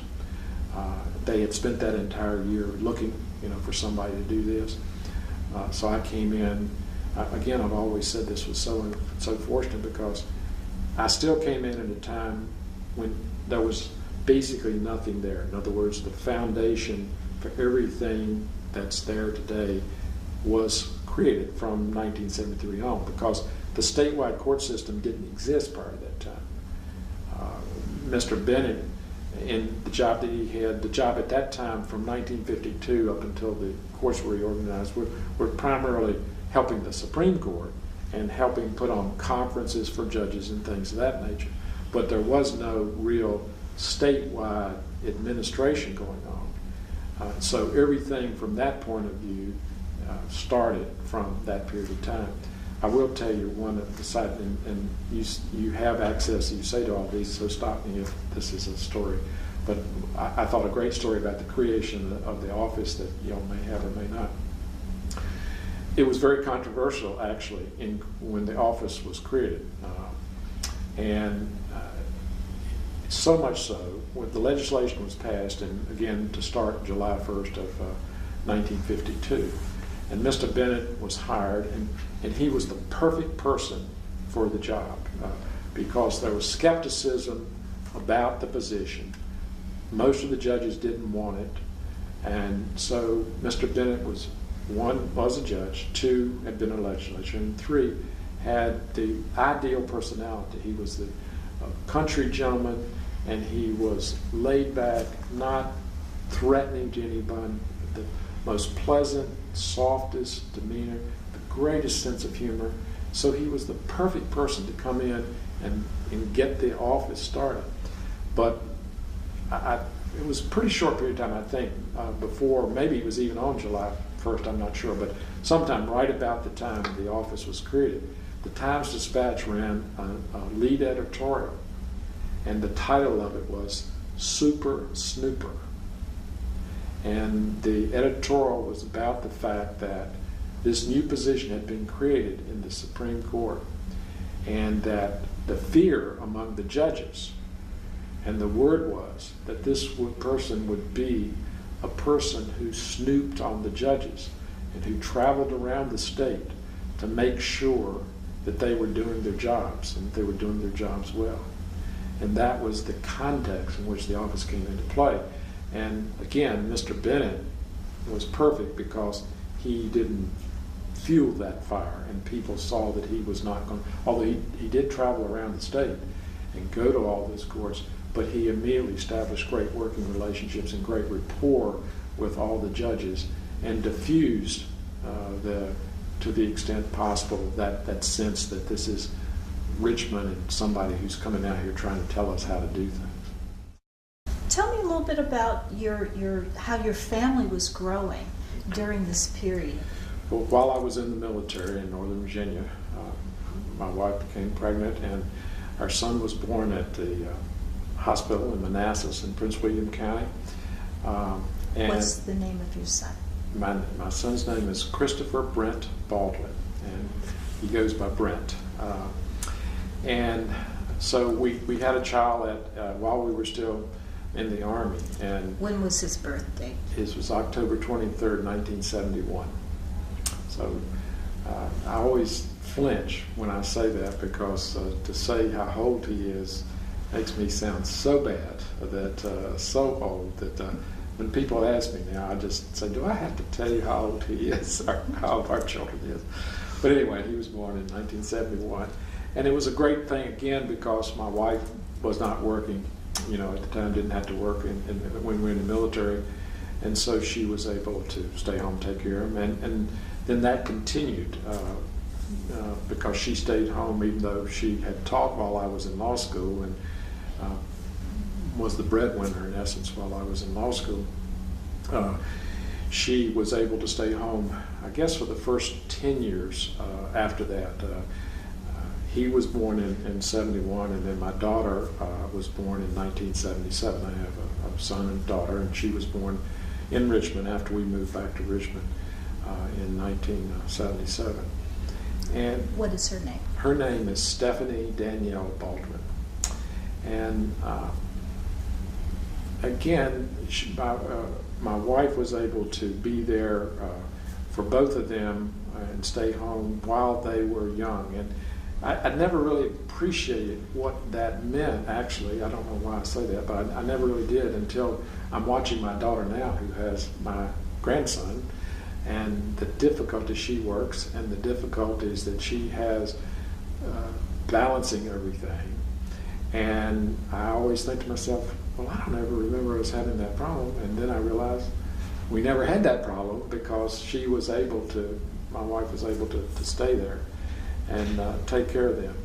She was very active, my wife was very active in volunteer activities during that time in women's clubs, junior women's clubs, and women's club work. And then probably, as I said, 10 years into it, and there was 6 years, in essence, 6 years difference between our son and our daughter. And so my daughter was still a little bit young, but my wife started back teaching on a part-time basis. And she was a music teacher originally in Henrico County. And she started back teaching part-time at St. Catherine's School, which is a private all-girls school in Richmond, Episcopal School. And she taught for a couple of years on a part-time basis, and then ultimately went back full-time. But both of our kids were big enough, and then they both went to school. My son went to school at St. Christopher's, and my daughter went to school at St. Catherine's there. So we were able to negotiate that period of time where you have an awful lot of things to take care of with small ones, with her being at home, and then she was able to be around close to where they were even when they were in school, because my daughter was actually going to school at the same school she was. Mm-hmm. So did you and your wife want your children to live in a certain area of Richmond to kind of, was it in any way an environment like the one that you grew up in, a small community? Not really. I mean, from the very first day, probably I went to college. I always said I'd like to have my children grow up and have this university as their backyard. And that never actually happened, but not too far off. But because I really love that school, I love that environment, and such a beautiful campus, and it's right in the heart of the west end of the city, which is a nice place.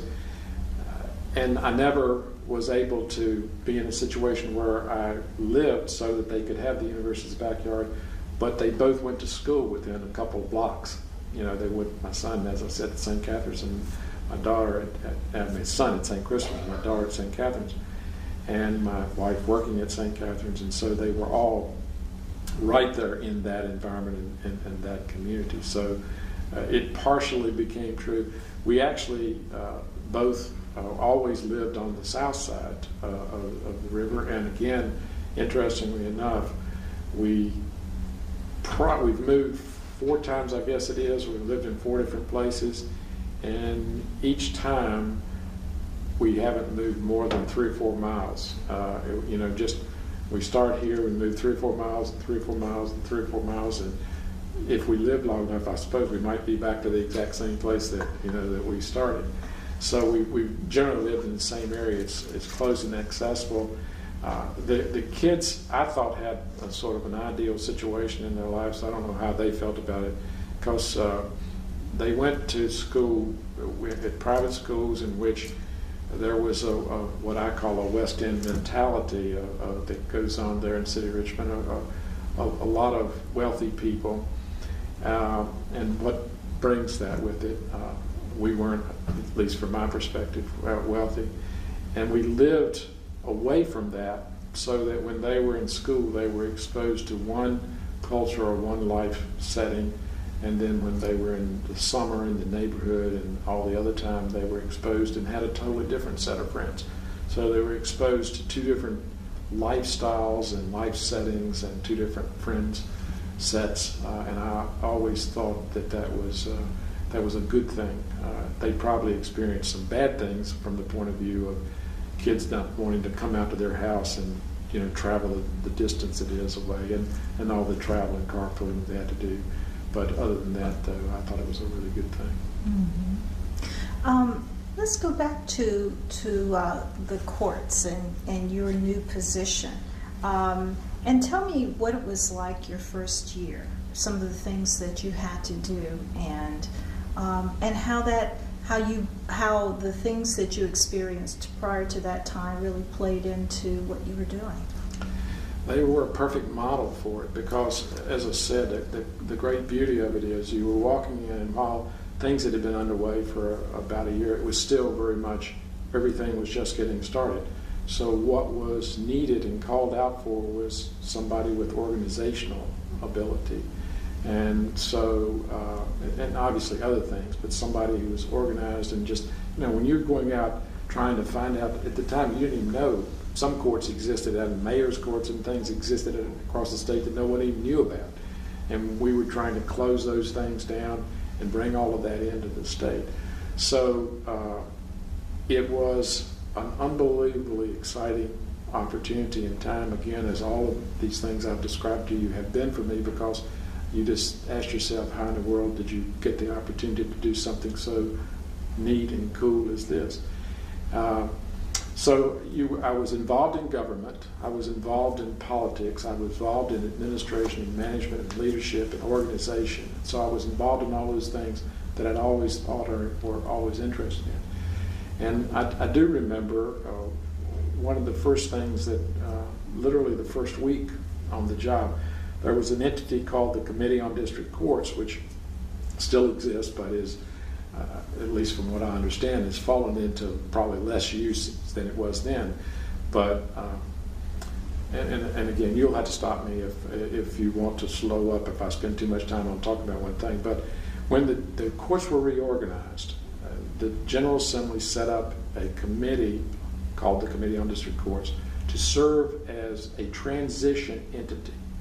It was only to be in effect for a year, and it was to have legislators involved with transitioning all these local courts into the state systems, coming up with all the policies and so forth that you needed to come up with.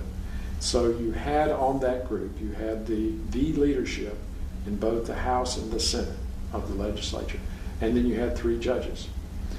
And so that was sort of like a board of directors for the district court and magistrate systems and for this reorganization effort. So one of the first things that I did the very first week was put together, if you can do so in a week, put together a plan. I called it a comprehensive plan. It probably wasn't very comprehensive, but put together a plan for the office and how the office should be structured and how it needed some extra people and that type of thing to go about implementing all of this reorganization. And so the first meeting of the Committee on District Courts that I had was literally a week after I went there, and I walked in and plopped down a document about like that basically said, we want to spend a lot more money, we need a lot more people, and here's what we're going to do. And I would say that half of that was stuff that I pulled out of the Army. I mean, that was stuff that, you pulled right out of what I called organization and functions manuals and some of the management things that I had learned and utilized in the Army. So the answer is it was, and of course, I had been doing the exact same type of thing at the law school. So I had done a master plan, as I told you, for the law school. So it was nothing to say, okay, the first thing we need around here is a plan. We need to know what we're going to do, and we need to know how we're going to be structured and how many people we're going to have and all of those types of things. And I never will forget I don't know, these names may not mean anything to you, but Mr. Philpott, A.L. Philpott, who was ultimately, he was not then that day, but ultimately the Speaker of the House, and without question over a 20-year period, the most powerful legislator in Virginia. He was on this committee, and I walked in and basically said, we need 5 more people and we need X number, $100,000 to do this. And, he looked at me and, he basically said, I can't believe, somebody who is whatever I was, 29, but then at 29 years old, walking in here telling me that we're going to spend all this money just because he says so. And the amazing thing is they did, because they were looking for someone to come in, to take charge, and to move things forward. And so that began what I thought was a really profitable thing for the court system. And there's great irony here, because I'm a purist, and so the Committee on District Courts is basically, arguably, some might say, unconstitutional in the sense that it violates separation of powers, because there were 9 people on it, 6 of them were from the legislature. So you had the legislature basically telling the judicial system how to do its business. And the piece that I left out is that after that first year, when they were supposed to go out of existence, they liked this so much, they voted to keep themselves in existence, and as you mentioned, they're still in existence today. So probably for 15 to 20 years, I spent telling them we need to repeal the Committee on District Courts and get rid of it. Now, it probably doesn't take much of a genius to figure out that you telling politicians that they ought to do away with themselves and not have power and not have all these things that they have. And then I realized that I was the one that was stupid, because what we had going on, the Committee on District Courts met second Friday of every month. Every month. And I finally thought to myself, there are businesses out here and corporations who are paying literally millions of dollars to law firms and lobbyists to try to get 5 minutes with these 6 people, or any one of those 6 people. And every Friday, I get 8 hours at a minimum. 8 hours. And I don't have to pay a dime for it. And so I finally realized it was just the most unbelievable way to sell our case to the legislature. And I knew that all along, but I was just letting the purist in me overcome the practical in me. And if you go in my office in there, you'll see there's a thing, a picture that they gave me where it's a ball score, and it has realist, and idealist. And it's an inning by inning score, and the realist has 3 runs in the first inning, 4 runs, like maybe 30 runs along, and the idealist has 0 in every inning, and then the final score is 1-0 in favor of the idealist. And that's sort of the philosophy of it. But I realized that was getting me to the wrong place, because we could get so much done. Because what we were able to get to was, anytime we could sell them while they were in our building, we could get it done on the other side of the street. Now, it does not mean that they always went along, because we had a lot of knockdown, drag-out arguments and fights, and they didn't always go along. But by and large, those people were committed to good government, and those people were committed to, they understood the difference between the separation of powers and so forth.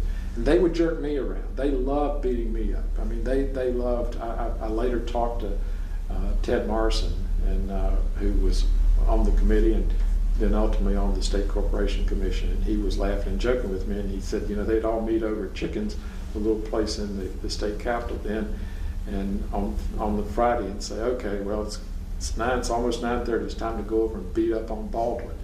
And so that was a sport. But yet the bottom line was it was a good thing, because the fact was they came over, we got to know, we established relationships, and it wasn't just me, obviously it was everybody, it was the whole judicial system. And through that, then they understood our issues, and they participated in our issues. They made decisions that, again, were the lowest level decisions. How many people we have in this court, and how much money do we spend on that? And they were there. They went along with what we said most of the time, but they were there making those decisions. And they saw people coming in asking for help in little courts that had 1 and 2 people in them. And so they came to know us, and they knew they could trust us, and they knew that when we said something, it was going to be right, and that we weren't bluffing or we weren't exaggerating. And so, as I said, then we could go across the street. and put in the bill, and they would carry it. And 9 times out of 10, not every time, but 9 times out of 10, they would get done what needed to be done for us. What would you consider the most important successes that you had because of this committee? Well, I don't know whether or not the latter part of your question, I can answer the first part easier than I can the latter part.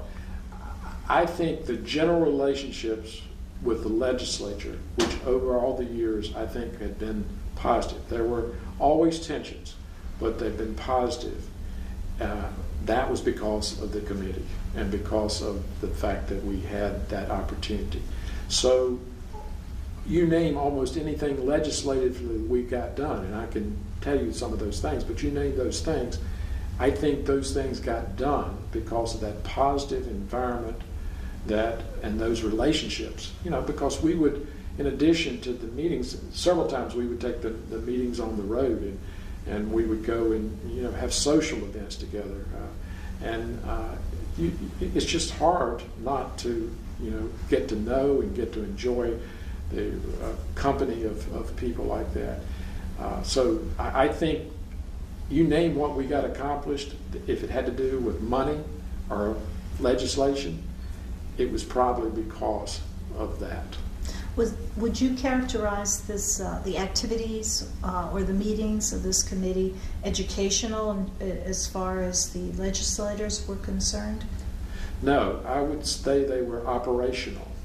Explain that. And that's the unusual thing about this was, you see, again, go back to what I said, they were there for transition. So what they were talking about in the very early stages is, okay, we've got this court in this county, and they had so many employees, and this is what the budget was when they went to this county. Now we've got to figure out how many employees they're going to have and what the budget's going to be when they come out of the state. And we've got to figure out who the judges are going to be. They've had part-time judges, and now we've got to get rid of we're doing away with part-time judges, and everybody's going to be a full-time judge. We've got to figure out how many judges they need. So they were down to the very nitty-gritty types of things, operational details in all of those jurisdictions. Also things like, okay, what's the sick leave policy going to be for the whole court system? What's the annual leave policy going to be for the court system? What holidays are they going to take off? Are they going to take the state holidays? Going to do something? I mean, just every little detail. Now, again, I don't want to imply that our office was there to do that work, but bottom line was they had to sign off on the way it worked in. They had to sign off on the policy-making decisions. And they were given statutorily that authority to do that. And so that's why that it wasn't a show and tell. It wasn't they came in and we told them about what we were doing. It was they came in and we brought in, here's the list of the issues you've got to decide today. Now, was that educational? Absolutely. That was very educational to them, but it was educational in an operational point of view, not in an academic show and tell point of view. The transition to a computer system occurred when during your was it during your earlier years, or was it? Relatively early, 1979 is when we got started, and that would be, if you ask about game-changing events or things that were accomplished, that would be certainly one of them, because everything that was done during the thing was establishing it for the first time, but it was also going through all the transition that all the rest of society and all the rest of the business world were going through. And the great beauty that lasts to this day, although I think they're now some entities are trying to peck away at this, but if I understand it correctly, but the great beauty was that so many of the states around the country had decentralized court systems. They were still under the localities. So when they started talking about automation, they had this county, this city, everyone developing all these different systems. None of them speaking to each other. It was a hodgepodge of just horrendous nature. And many of them, to this day, are still trying to overcome that. We started with a centralized mainframe, operate the whole state off of that computer room right down from my office from day one, from 1979. Now, we started in probably 78, and the first systems came up in 79, and then it took several years to get all the systems up and to get it all statewide. But we were, from my perspective, we were one of the first that had statewide automation, and we were one of the few that had statewide automation, because not many of the, and when I say statewide, I'm talking about run from a central source. And the beauty of that was it had so many other side benefits, because one of the first things that we talked about when you talk about going to a state system, you're talking about doing, first of all, you have to set up all the infrastructures, your human resources department and your budgeting and your payroll and your accounting. You just don't think about that, but that's what we spent some of those first years doing. Education, all of those things, you have to set that up for a whole state. That didn't exist, and that was started, and that was set up. But then, after you start doing that, well, it's a statewide system, so it needs to be uniform practices and procedures, and that's what gets you due process. We don't want people being treated differently on Eastern Shore than they are in Big Stone Gap. Well, how do you get there? Well, we started with uniform forms. That was one of the first things we did, trying to get uniform forms, and just collecting all the forms that were out there of the uniform summons was the most unbelievable thing, and creating uniform summons. Some of these things that sound so simple today were huge, huge undertakings. To get everybody in the state, to get the state police and everybody in the state using the same summons, and all the courts using the same summons or the same forms, is just an unbelievable undertaking. But probably the single biggest thing to get toward uniformity of practice and procedures was automation. And because people had, if they wanted computers, and some of them didn't, but if you wanted to have this progress, you had to give up some of your idiosyncrasies and your way of doing things. And so we accomplished indirectly what we had started out the first day trying to accomplish directly, and had been so successful. But automation started to move us well down the road to doing that. Were there areas in the state that resisted automation more than other areas? I think in general terms, most everybody resisted it because it was unknown. People didn't know if they'd be losing jobs, all the normal things that you're talking about. And plus it was a little more of this Richmond coming in, taking over, because by this time they never wrote a super snooper editorial about it. But by this time we started to be seen as Big Brother a little bit because you were centralizing everything. And so all of those things that come with having centralization of services, the negative things, the arguments started to surface. So some obviously held out longer than others, but by and large, it was a sales job. I mean, literally back in those days, we stayed on the road going court to court. It was almost like my door-to-door thing. Going from court to court, not just on automation. We did that right from early on, is to getting to know the people, getting out there. And that certainly was true in automation. I mean, we would do some things regionally, but we would do lots of things just going into courts. And the way that we ultimately were able to get it done was that we paid for it. I don't think that we could have sold it just on the sure, persuasion, that we had. But people basically saw, okay, the state is now going to pay for me to automate. I mean, when I came, in all honesty, when my first year on the job, it was a big day to get an electric typewriter. I mean, to get a IBM Selectric typewriter was a huge jump in improvement. And so you went from that in 1974 to 1979, and we're paying to automate, the entire state. Was this a volunteer thing, or was this mandated?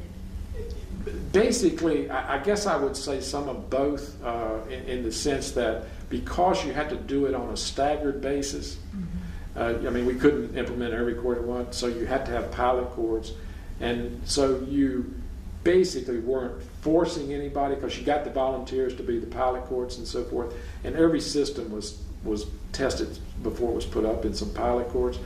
And so, we put up the child support system to start off with, and then you test that in about 10 jurisdictions, and then you start moving it out. And so by the time you got to everybody, you had peer pressure, you had acceptability. I mean, the computers and technology were becoming far more acceptable. So only a handful of people resisted for a long period of time. But we never had to get to the point where we said, well, you absolutely got to take this. But what the stick that was there was that the Committee on District Courts, again, and indirectly our office through that, basically approved the personnel and approved your budget.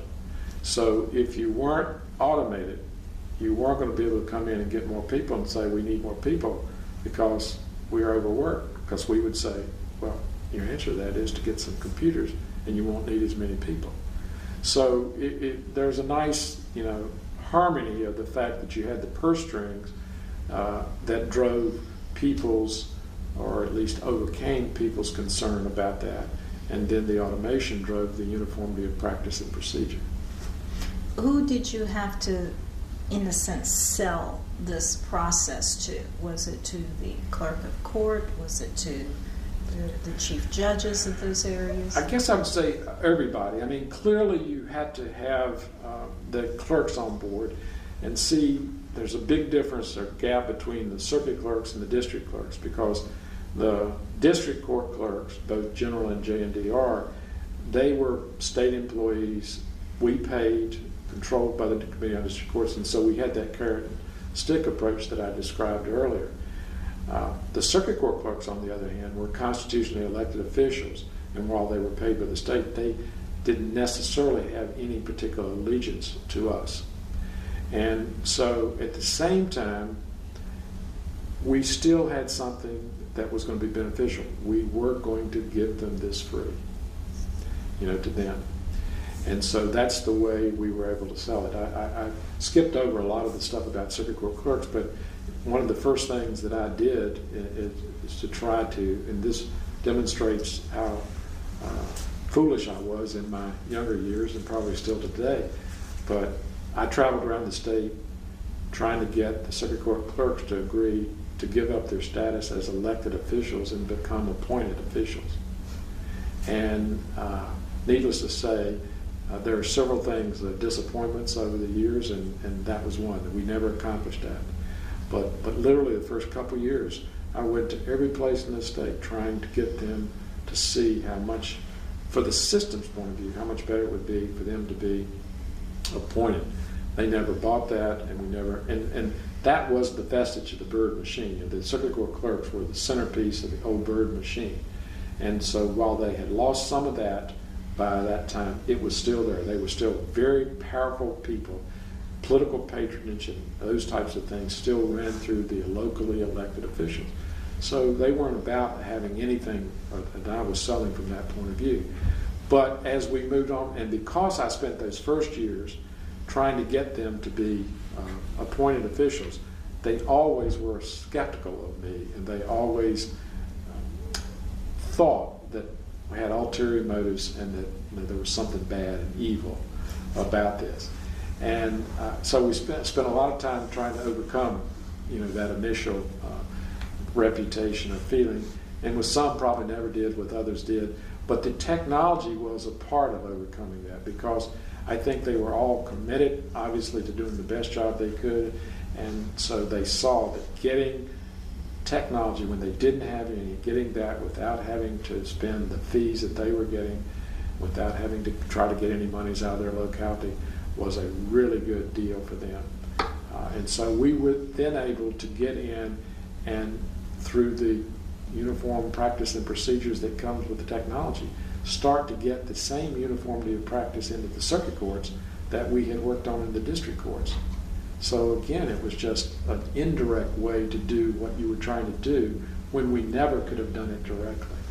Now, there were a few hiccups, I guess, with implementing this statewide computerized system, and one in particular I remember reading about in Portsmouth, and I believe it was in the 1996, where the clerks were not putting the cases into the system properly and closing them out. And I was wondering if that was not typical, but those are some of the hurdles that you continue to face as you updated and expanded the system. You'll always have that type of thing. One of the things when we first started, we thought, well, for example, counting cases and counting statistics and everything, that was one of the big goals of the office, so we could get uniformity in what you counted and so that you could compare cases and all this. And we always said, as soon as we get automation, we'll have that problem solved, because it'll just be intrinsic to the automated system. You will have no human beings able to monkey with the statistics and so forth. It wasn't true. I mean, because still somebody's got a data enter something, and their interpretation of this, well, is this a case or not a case? Is this a hearing or not a hearing? Whatever. All these types of things, it was still a human factor. So automation never is a panacea for everything. The example that you gave is just another example of the types of things that happen, and I'm sure are still happening today. I mean, I can't imagine there wouldn't be a day that something like that didn't happen, that someone was doing something, not most of the times not intentionally or anything, it's just doing something differently than what they should and causing some problem.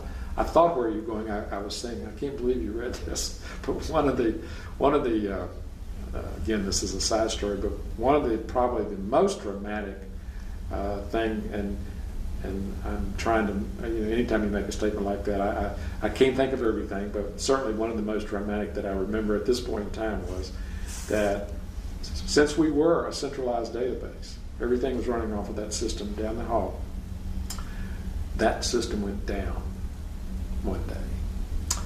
And it was because there was, I keep remembering the phrase DBAs, but basically, you don't hear about this much anymore, but there was a capacity that we, in fact, had exceeded and brought the system down. What year was this? Do you remember? I don't remember. No, I don't. But we were down for 4 days, the entire state. Was this in the 80s or? Yeah, it would have been probably in the, I'm guessing, late 80s, but don't hold me to that. But you can find out in the newspaper, because it was in the newspaper every night. And I couldn't believe that. Don't they have anything better to write about? Why they write? I mean, literally, there was a front page story every night about the court system's computers being down. And we were an IBM shop, and this will, again, these are anecdotal stories, but it was a sort of a funny thing. And we were a good customer because everything in the whole state was IBM.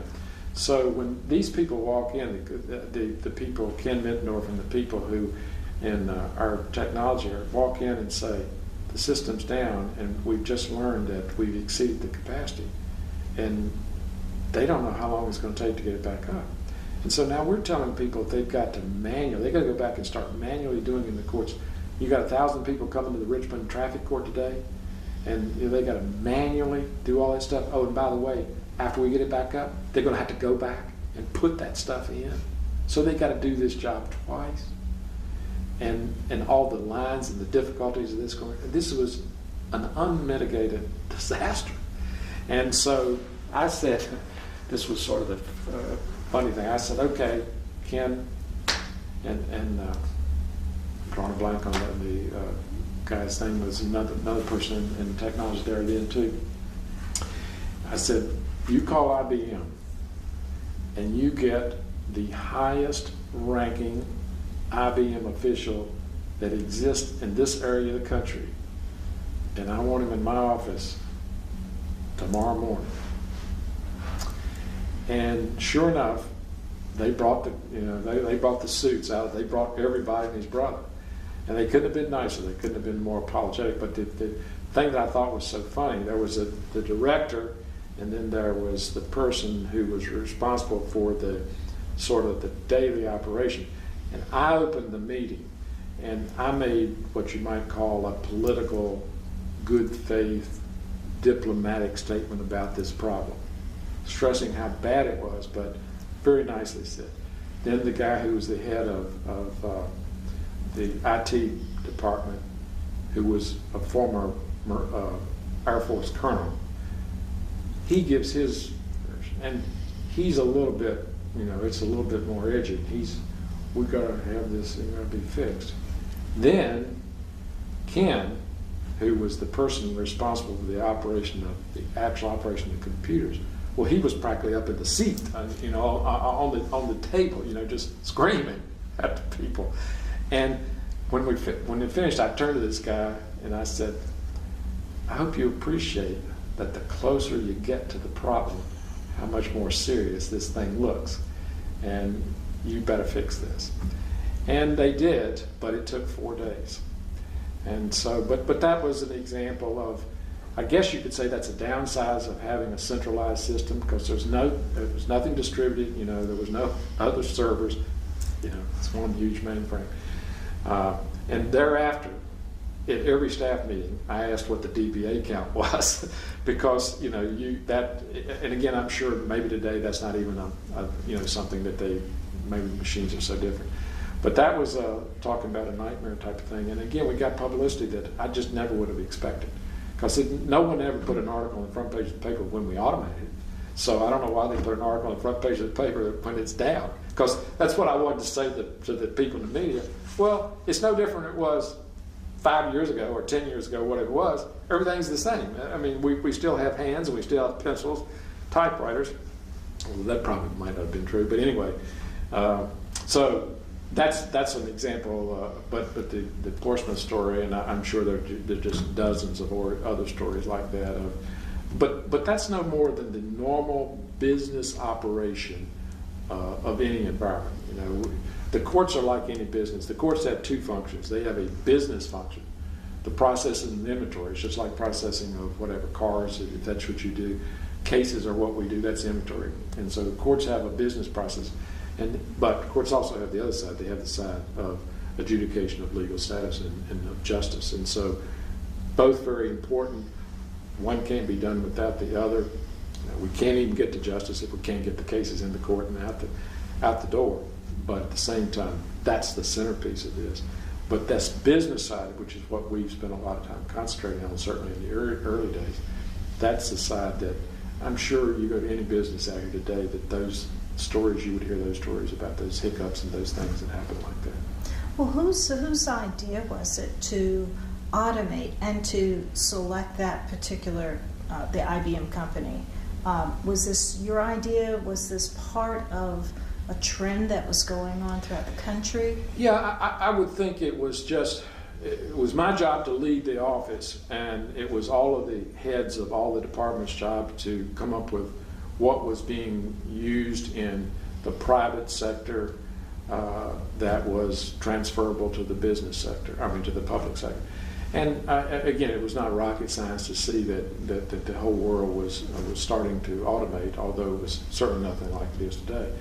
And so we, in fact, I think it wasn't much of a decision. The question was just how to do it, because we didn't have funding for it. And we had to go, if we were going to try to do what I said and go for a statewide system and pay for it, and that was the way to get people to do it, then you had to get some funding. So we had to go back to our committee on district courts and talk to our people and get them to get some money for us to do this.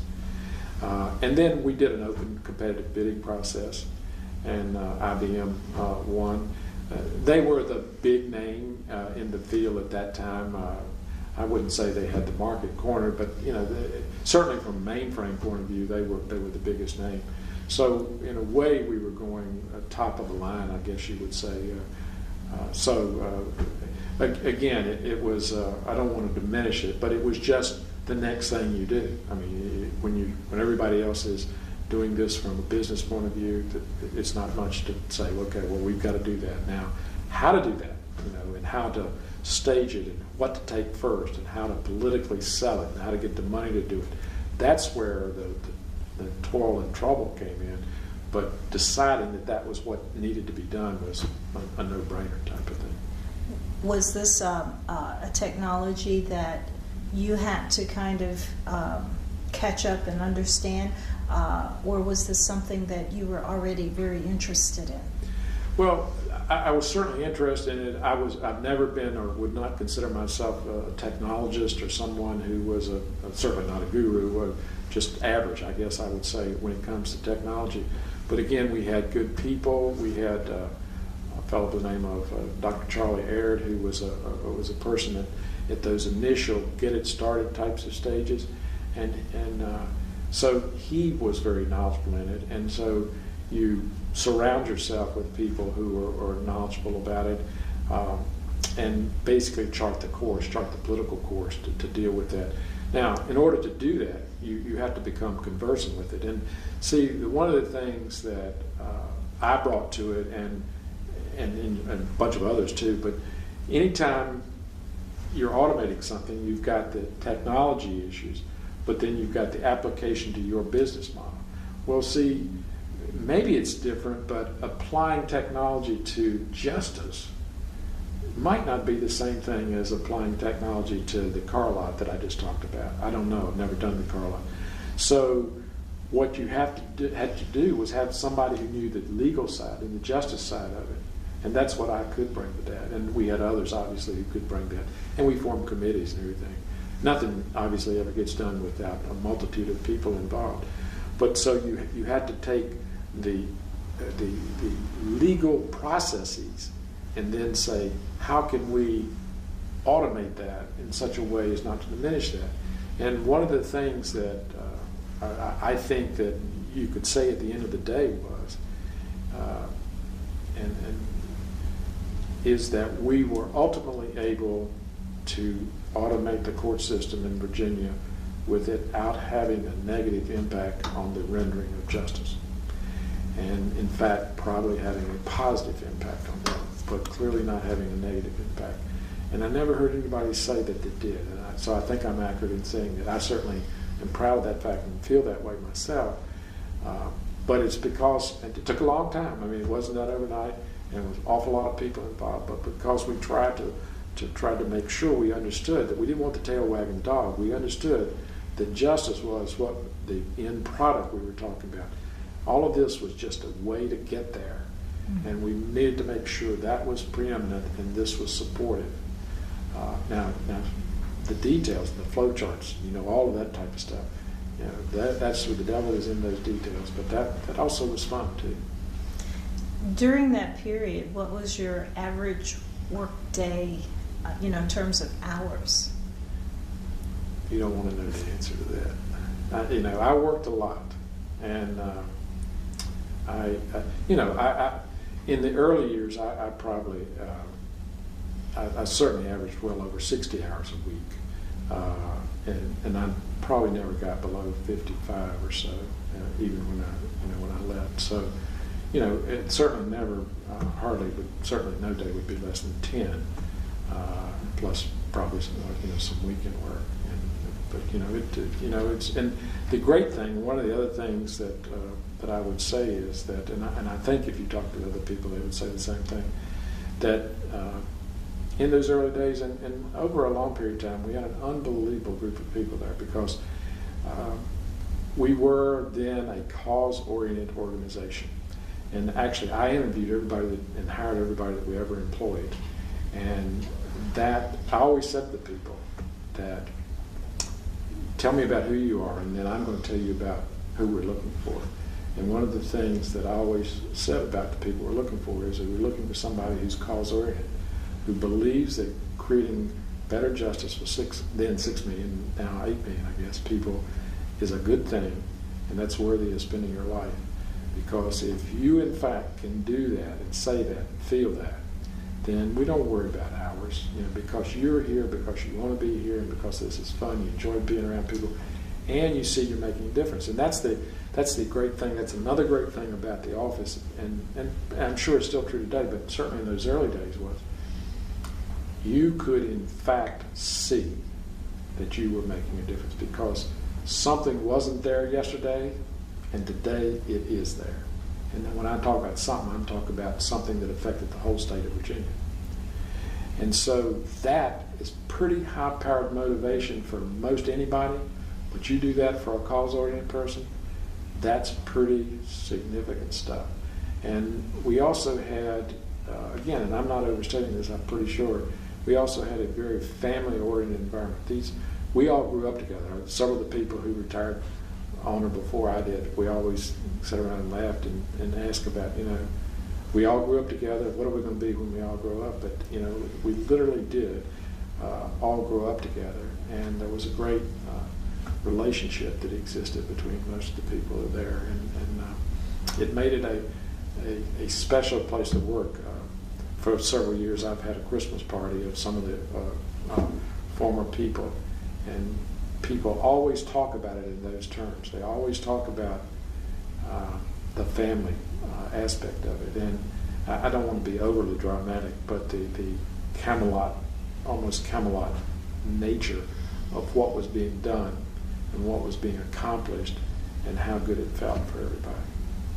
I was wondering now, you came in 1974 and you were the assistant, but that was only for a couple of years. So tell me a little bit about how this transitioned.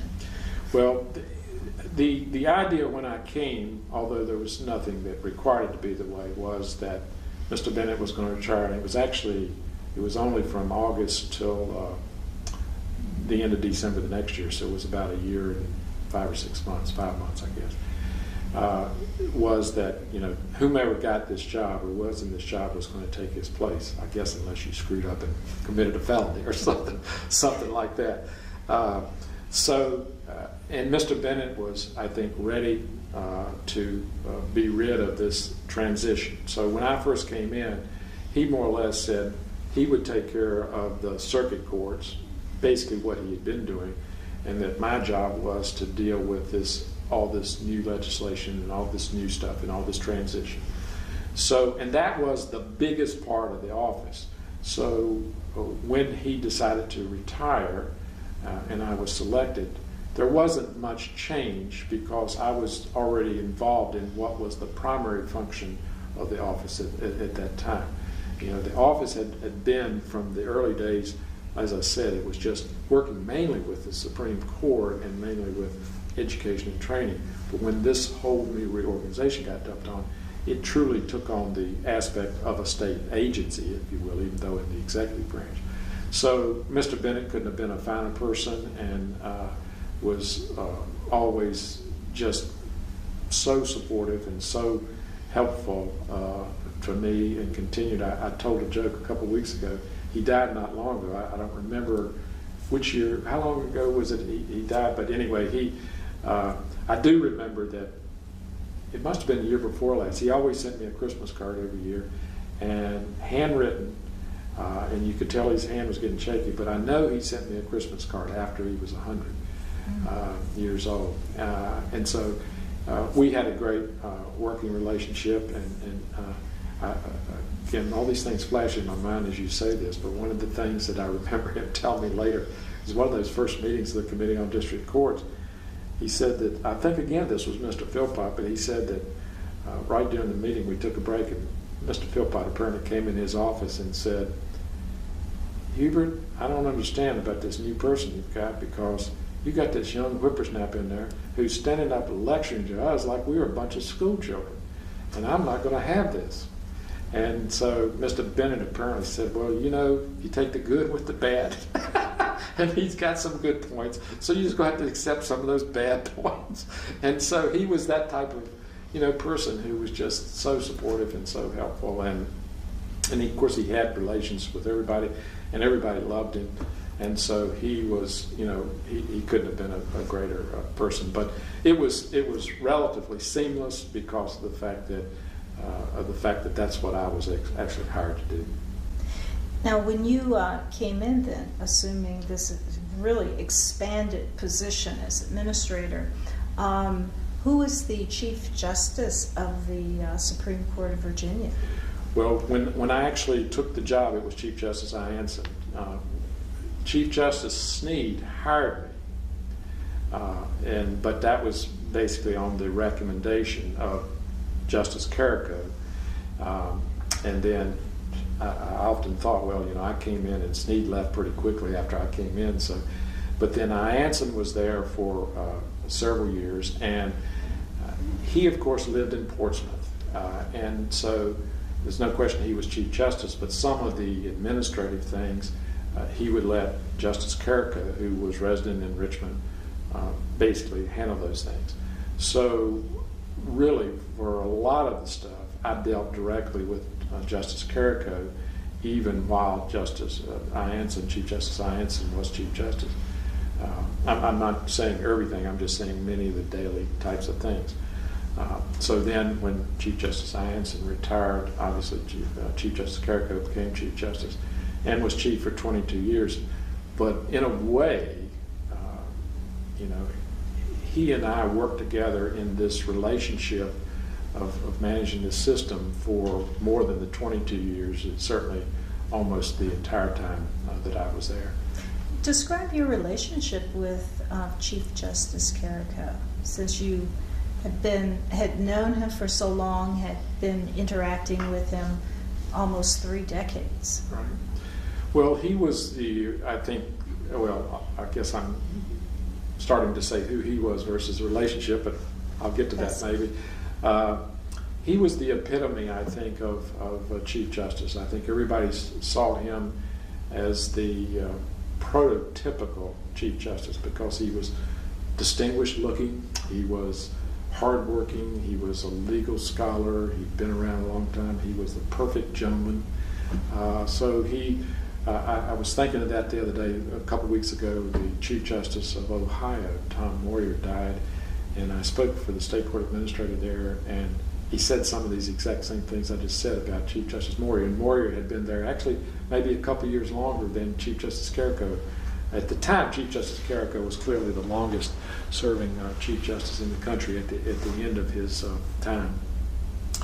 But it was, I thought, and he'd obviously have to answer this, but I thought it was an excellent working relationship because he had such stature and such dignity and was loved and so respected that he obviously could get things done. And he was very good even at, he was older even then, but he was just great about going out and going every place and speaking. I don't think he ever turned down a request to speak. He spoke every place that people asked him, courthouse dedications and all over the place. And so I saw the way we worked together is that he was doing that and I was trying to keep the show running from an internal point of view. And we developed a planning process over the years. And so what we did was we came up at the beginning of each year with a plan. We had a long-term comprehensive plan, but then we had in each year an operational plan. And eventually that was all automated and everything. And I would always go to him and take him a computer printout about that size and put it on his desk and say, okay, here's what we want to do the next year. And so we need to talk and see if you have any questions about this and if this is the direction you want to go. And we did. But then when he signed off on that, then he pretty much let us go ahead and go and do those things. Now, obviously what I would do, and sometimes I made mistakes in this regard, my challenge was to always make sure I knew when to get him actively involved in something. If it's routine, he doesn't have to worry about this because he's obviously trying cases, on the court and writing opinions. And I think he only took like one less opinion than the rest of them for a while. He may have changed, but he was writing opinions. And so then, though, I needed to make sure that if this was going to be some really big, huge political fallout or some problem in the media or whatever, that I got him involved so that he was on board and so forth. And sometimes I'd err on the wrong side of that, but not intentionally. It was just out of trying to just constantly be go and doing things.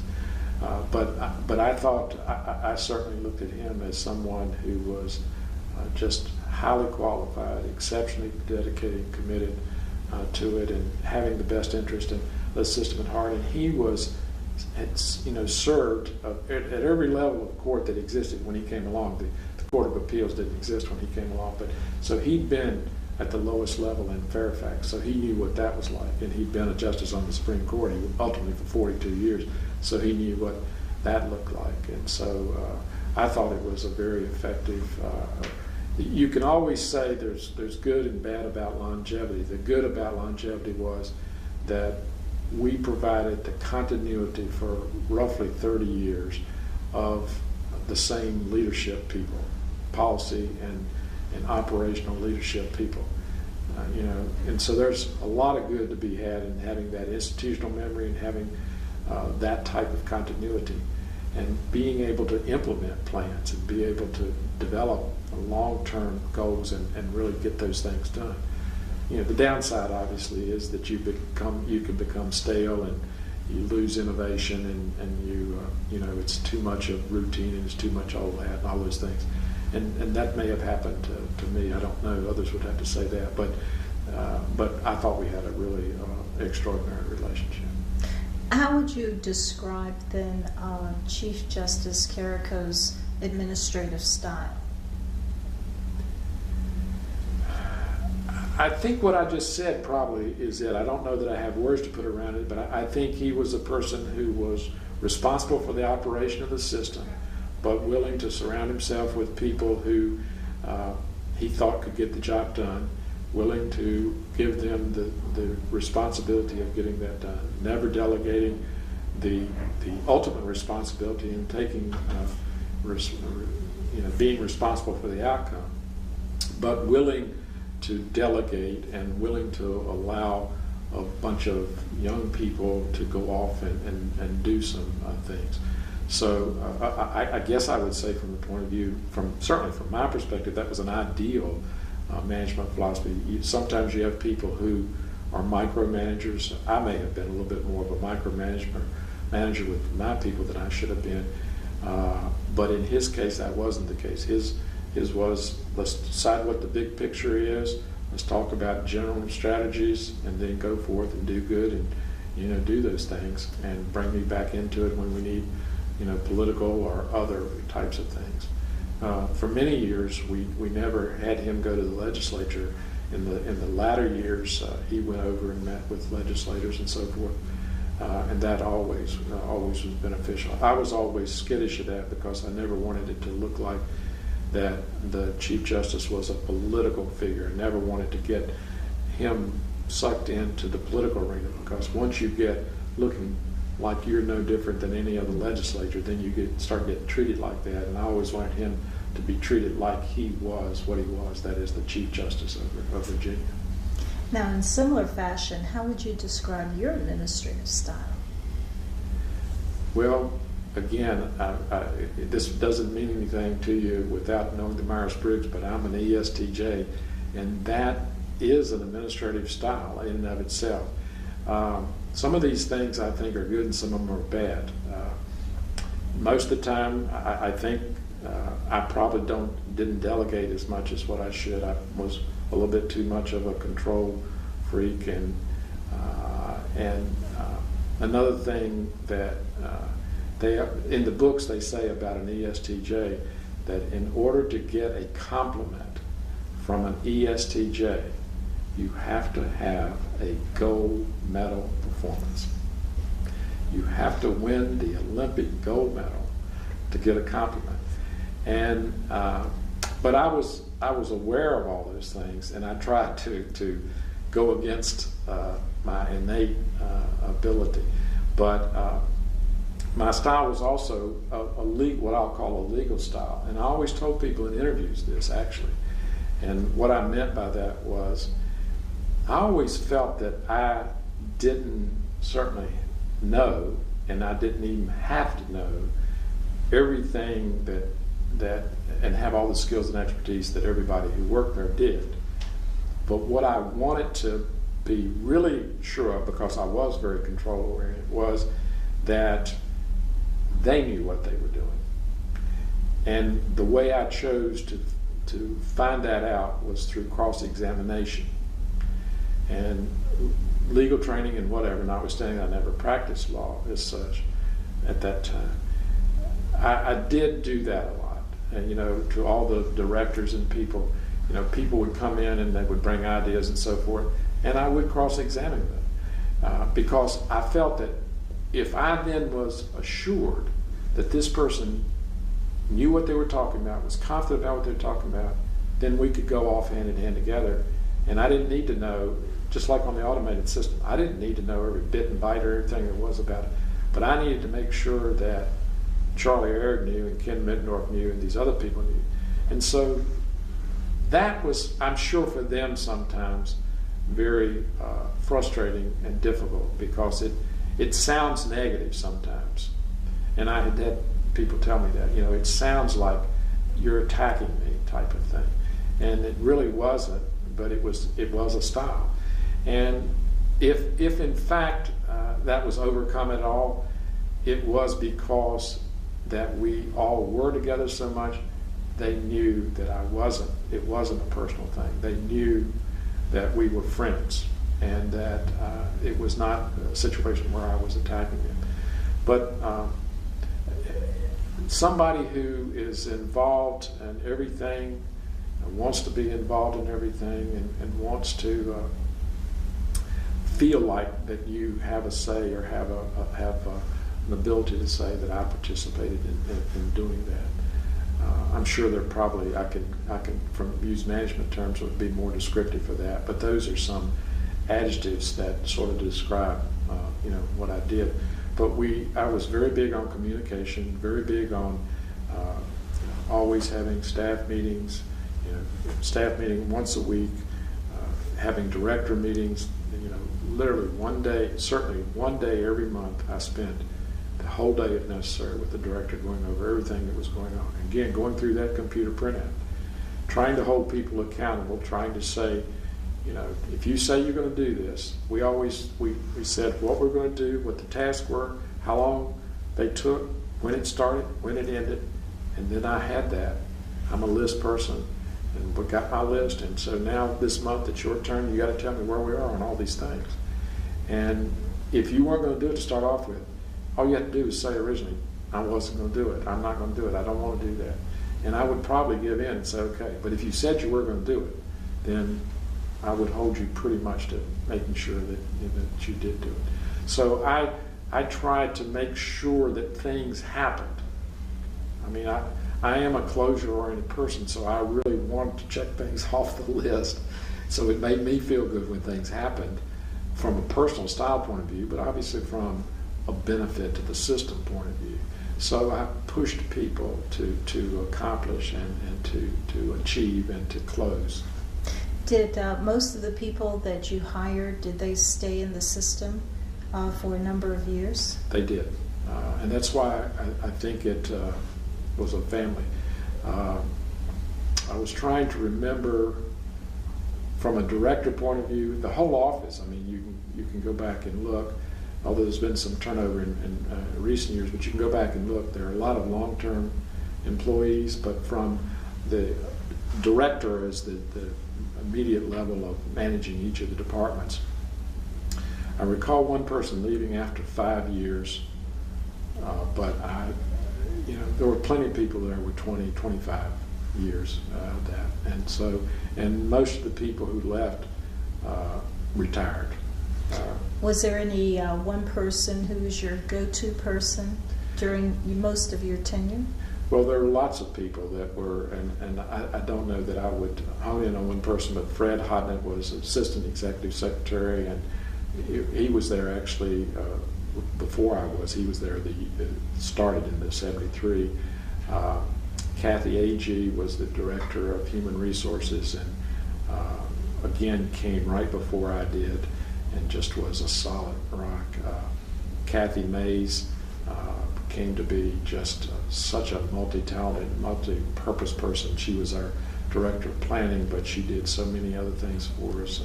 Ken Mittendorf, I mentioned a couple times, was our original automation person. But again, those are people that stayed a long time and made a huge contribution for a long period of time. One of the things that I did learn over the years is that, and it's interesting because one of the things we do in this job that I'm in now is we do consulting, and so it's you're in and you're out. And I basically have come to understand that it's much easier to be good for 2 weeks than it is to be good for 30 years. Not that that takes a rocket science to figure that out, but until you've experienced it. So, being good for a short period of time and making a contribution and being of some benefit, that is a huge thing if you can do that 3 or 4 years. That is a huge thing if you can do that 3 or 4 years. That is an unbelievable thing if you can do that for 20 years or 25 years. And we had an awful lot of people who did that for 20, 25 years, 30 years. Now, your office really had to spearhead some other major changes in the system. In the late 70s, for example, the courts really had to update themselves in terms of numbers because of new businesses coming into Virginia and so forth. And you had to oversee the changes, or at least push for an expanded support system. And I'm thinking in particular of Northern Virginia, how quickly that area started changing in the 70s. So I was wondering if you could tell us a little bit about some of the things that some of the challenges that you faced in that period. I mean, this was when you were really relatively new to this office. Well, you're going forth on multi-fronts, obviously. You're one point you're trying to automate to try to help keep up with the influx of business. But on the other side, you also are trying to increase, obviously, staff. You're trying to increase judges, and you're trying to increase the efficiency, the productivity of existing staff. So, I mean, it's not saying anything new, but you're trying to do all of those things at one time. Interesting, we were successful, I think, in certainly in judgeships, and that's probably the place you notice things first when you have an influx of people, an influx of business that translates into cases. And so the biggest complaint about the court system then and still today is it takes too long, costs too much. So you're always fighting delay, you're always trying to keep costs down, you're always trying to do this in such a way that you can get cases heard. And so you've got to have resources to do that. They've got to be efficient, but you've got to have resources. Now, we were able to get, I think, the judges that we needed to get. And rarely did the legislature ever turn us down. I only remember actually one time the legislature turned us down for a request for new judgeships. Part of that had to do with the method of selection. In Virginia, of course, the legislature picks judges. And so it was much easier for them to grant a new judgeship because they knew they were going to get to pick the person that was going to be in that judgeship. So I attribute a lot of it to the method of selection. If we'd had popular election, or if we'd have had gubernatorial appointment or something like that, it might not have been easy, because I did hear a lot of the people that do the same thing that I do. I've been involved with them for all this time, and they had difficulty. Many of them had difficulty in getting judgeships, but we never did at that point in time, because the money was relatively okay, not anything like the environment that we're dealing in today. We obviously had ups and downs and recessions, but by and large it was almost always, certainly through the 70s and 80s. We hit a bump in the recession in the first part of the 90s, but it was a gradual growth process. It's more difficult to sell getting extra staff, again, because they're appointed locally and so forth. It's not quite as exotic as adding a new judge. And probably the people around the state would say, we didn't get as many staff as we needed. But we did an awful lot of studies and workload assessment models and things like that. And by and large, we would, I think we did well. We could have done better in that area, but we did well. Fairfax was obviously always one that felt like they needed an awful lot more people than what they had. But at the same time, it was always a great irony. They always had a lot of vacancies. They would come in and ask for 10 new positions, but you go look and they had 50 vacant. And so it's hard to sell getting 10 more positions when you're not up to full strength. Now, of course, the reason why they were vacant was they would say that we didn't pay enough money, and the people came in, got trained, and then went to a better job, maybe law offices or whatever. But it was, again, I treated that as just a part of a normal business process. But I think that we were reasonably successful in getting funding. It's certainly during up to the early 90s. Now you had to oversee a number of studies during this period as well, looking at cutting down the caseload of the Supreme Court, and of course you had to oversee the creation of the Court of Appeals, and then there was another study having to do with how people are sentenced. And so I wanted for you to talk about both of those things while they're wildly different in many respects. Well, the creation of the Court of Appeals that was on my list as another what I call game changer. And that was, again, a great exercise. It started long before anyone really knew it started. It had been mentioned in the original IANSA Commission study, but in the late 70s, after we had been in the new system, in the state organized system, 5 years, irony of all ironies, I asked the National Center for State Courts, this organization, to do a study and evaluate how far we had come and whether or not we were doing what the reorganization was intended to do, to more or less do an evaluation after 5 years. And so we contracted with them to do that. And then basically to say what needs to be done, what else needs to be done. So, and of course we worked with them in putting the study together. But out of that study came a recommendation that we were doing fine with some of the things that were in the original reorganization, but that we probably needed to create an intermediate appellate court. And again, I don't remember the exact time, but that would have likely been, I don't know if it was 5 years after 73 or 74, but that study probably came out in 78 or 79, something like that. So I put together a group, again, using some of those same legislators, Mr. Philpott, Senator Hunter Andrews, and several of the other people who were predominant people in the legislature, and started trying to lay the foundation for creating the Court of Appeals.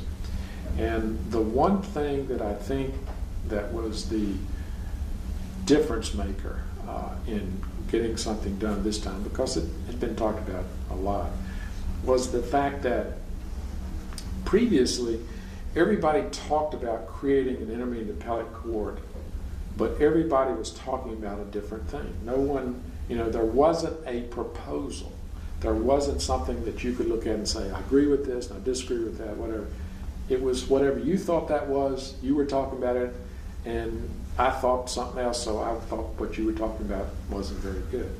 So what I did was put together a proposal, just sort of make up, looking around the country, using all the stuff that had been out there in other states, and here's a proposal. Now, let's shop this. Let's go on the road again with this. And so we did just that. We started going around the state and trying to get people to comment. And from that, obviously amendments and changes were made, and we then put that bill in. Now, it got changed drastically in the legislature from what it was originally drafted. By and large, it was a draft of everything coming out of the trial court would go to the Court of Appeals. It came out, and there are probably lots of reasons why this came out this way, but it came out with some of the stuff still going up to the Supreme Court. But one of the key distinctions from a policy and from a conceptual point of view was, and this was, well, it's hard to sell to some people and not to others, but that the Supreme Court was a common law development court, and the Court of Appeals was an error-correcting court. Now, the people on the Court of Appeals today would not like to think of themselves as error-correcting, but the argument that I made was that every one judge decision needs to have a reasonable opportunity to review by a multi-judge court, because you got people involved and they make mistakes. And so what we have in the system is we have all these cases going through the trial court system, and we have only a few hundred of them having any likelihood of review at the appellate level, because we only have this one Supreme Court, and they're issuing a couple hundred opinions a year. So what we need is, we need to have Every citizen who goes before a trial court judge, that judge may be biased, prejudiced, whatever. You hope not, but people are people. And so they're going to make mistakes, and they just make mistakes. So you've got to have a reasonable chance for having that reviewed by a multi-judge court. And that's an error-correcting court.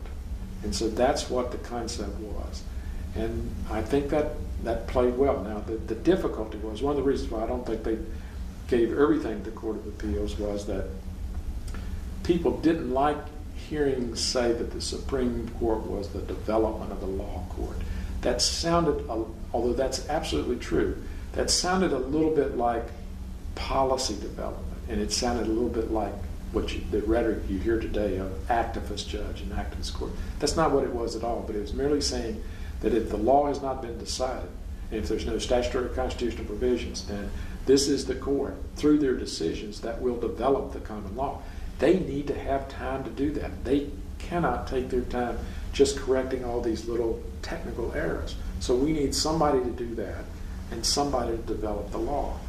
I think they probably left some of the error correcting with the Supreme Court because they didn't want to acknowledge that, well, this is giving them all this time to be nothing but development of the law, and that might start to be policy development. That might rival what goes on in the legislative process. So that was the dichotomy between those two courts. Again, we introduced the legislation. We went on just unbelievable road shows again. The legislature had public hearings all over the state, and we always went and made big pitches. And we brought out, there's where we brought out everybody that we could. We had one hearing before the Senate Courts of Justice Committee in which we had Justice Harrison, who'd been Attorney General and been Governor. And we had Justice Anson, and we had Chief Justice Carrico, and we had Justice Cochran, who'd been in the Senate. I mean, we had just an unbelievable group of people coming in, and testifying in support of that. And ultimately, we're able to get it through. It was like most legislative processes. It was roller coaster. One moment you think you've got it, and the next moment it's going out the tubes and down the tubes. And I remember, Saturday nights running over to the legislature, people in there, working on this. And but the long and short of it was created, and I think has been a good thing. It's like so many things. It's never worked perfectly the way it was designed, but in fact it has stepped in and it has given an awful lot of more citizens a reasonable expectation of having to have an appellate review that would not have existed. And it had the benefit, of course, of cutting down on the workload a little bit at the Supreme Court, and thus cutting down on the time it took the Supreme Court to get the cases through. So we had the benefit of saying, we're cutting that, I said it's costs too much, takes too long. We're cutting how long it takes at the Supreme Court level. So it was a game changer. It was a really big deal. Did you work very closely with Chief Justice Carrico in implementing this or getting this passed? Yeah, just like most of the rest of the things, we took the lead on the legislative strategy of getting it passed. And again, obviously, to answer your question is yes. As I indicated, we brought out not just him, but we brought out everybody that we thought could, in fact, influence the legislature to actually testify. It's rare that we would ask a justice to testify, but that was an example where we actually had. It seems like there were five. I don't know if I named five, but five justices sitting on the row with the Senate Courts of Justice, front row of the Senate Courts of Justice Committee, testifying on that. Whose idea was that? Well, that was our idea. I don't want to. I'm worried that I'm coming across different from what I would like, but the answer is that was our job, our office's job to develop those legislative strategies, and then carry them out. Mm-hmm.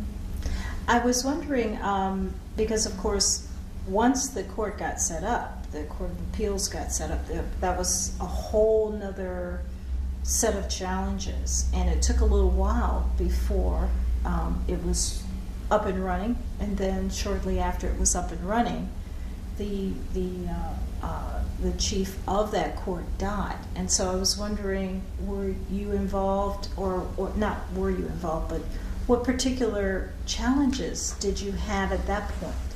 Well, again, the way we went about that, after the court was created, we had a period of time between that and when it actually came into existence. And so that was, and that was planned, obviously, in the implementation date that we set in the legislation. And that gave us the opportunity to basically come up with a plan of how to implement the court. And the good news was that we were using the clerk's office, the existing clerk's office, to do the clerk's office work at that time. So it was not like we had to set up a whole new clerk's office. But we put together a plan, and I can see it in my mind's eye right today, is that all the judges that had been elected, and we brought them all to Richmond, and we spent maybe a couple days, but I spent a day of sitting down and just walking through every step of the way as to, and these are simple things. I'm not talking so much about the legal things there as about the, getting them on payroll and getting, where they're going to be housed, and hiring support staff, hiring secretaries and law clerks, and how to do everything. Some of them were obviously circuit court judges, and they already sort of knew the drill. But so we went right from that, little thing of everybody's here, and this is what we're going to do, and answer any questions and all those things, to in fact then getting them in tune. Now I think again one of the things that was so good was that it would have been a lot bigger deal if we had to create a separate clerk's office. Eventually a separate clerk's office was created, but at that point in time, you had people who knew how to deal with appellate cases and all that stuff. And so they were in fact already in place, and they would be able to provide assistance to those. When Judge Baker died, it was a setback, but at the same time it was so relatively new that it's not like you had anything ingrained. He was the ideal person for that. Again, for many of the same reasons that I talked about with Judge Bennett, with Hubert Bennett, because he had the perfect personality. He'd been a trial judge. He was well respected, and he, just had the ability to take something that people weren't sure what this was going to be and how it was going to work, and the bar didn't know what it was going to be like and all this. And here's a person who could calm those troubled waters and make sure that it was, everybody saw this is going to be well done, this is going to be well organized, and we're going to do this right, and that type of thing. So he brought that even to it during the short period of time, and we lost that, but we still, it was still soon enough that somebody else could step in and pick up with the new administrative challenges without losing much. Mm-hmm. And so the study that I had mentioned, that was round about the same time, wasn't it? The dates I don't remember as well. Probably there are just a slew of studies. The Commission on the Future is probably one of the other things that I would say is a game changer. But the one that you're talking about with that ultimately created the Virginia Criminal Sentencing Commission was one of those things that was a really big deal from the point of view of, I think, affecting outcomes. And not always do you do things that in fact make a huge difference on outcomes, but substantively. But I think that one did, and that one took a long time, and you had to prove to a lot of people, because the supposition was that there's bias and prejudice going on in sentencing. And the paper, the Times-Dispatch, and maybe some other papers, but the Times-Dispatch did a big expose, and they did some of their own research and basically came to some conclusions that there was racial bias and other types of biases going on in sentencing. And so that led a lot of public attention and fuel to the fire that we had disparity in sentencing. And from my perspective, it didn't take a whole lot, even if you had the best people, the most good-hearted and well-intentioned people in the world, to know that you're going to have disparity in sentencing if in fact you have different people involved. One of my favorite things was we did a 3-week pre-bench orientation where you had new judges. When they get elected, we brought them to Richmond for 3 weeks and went through all kinds of training. And one of the things we did was a sentencing exercise. And we would give them a scenario, and we did it both on circuit, general, and juvenile, so they were split.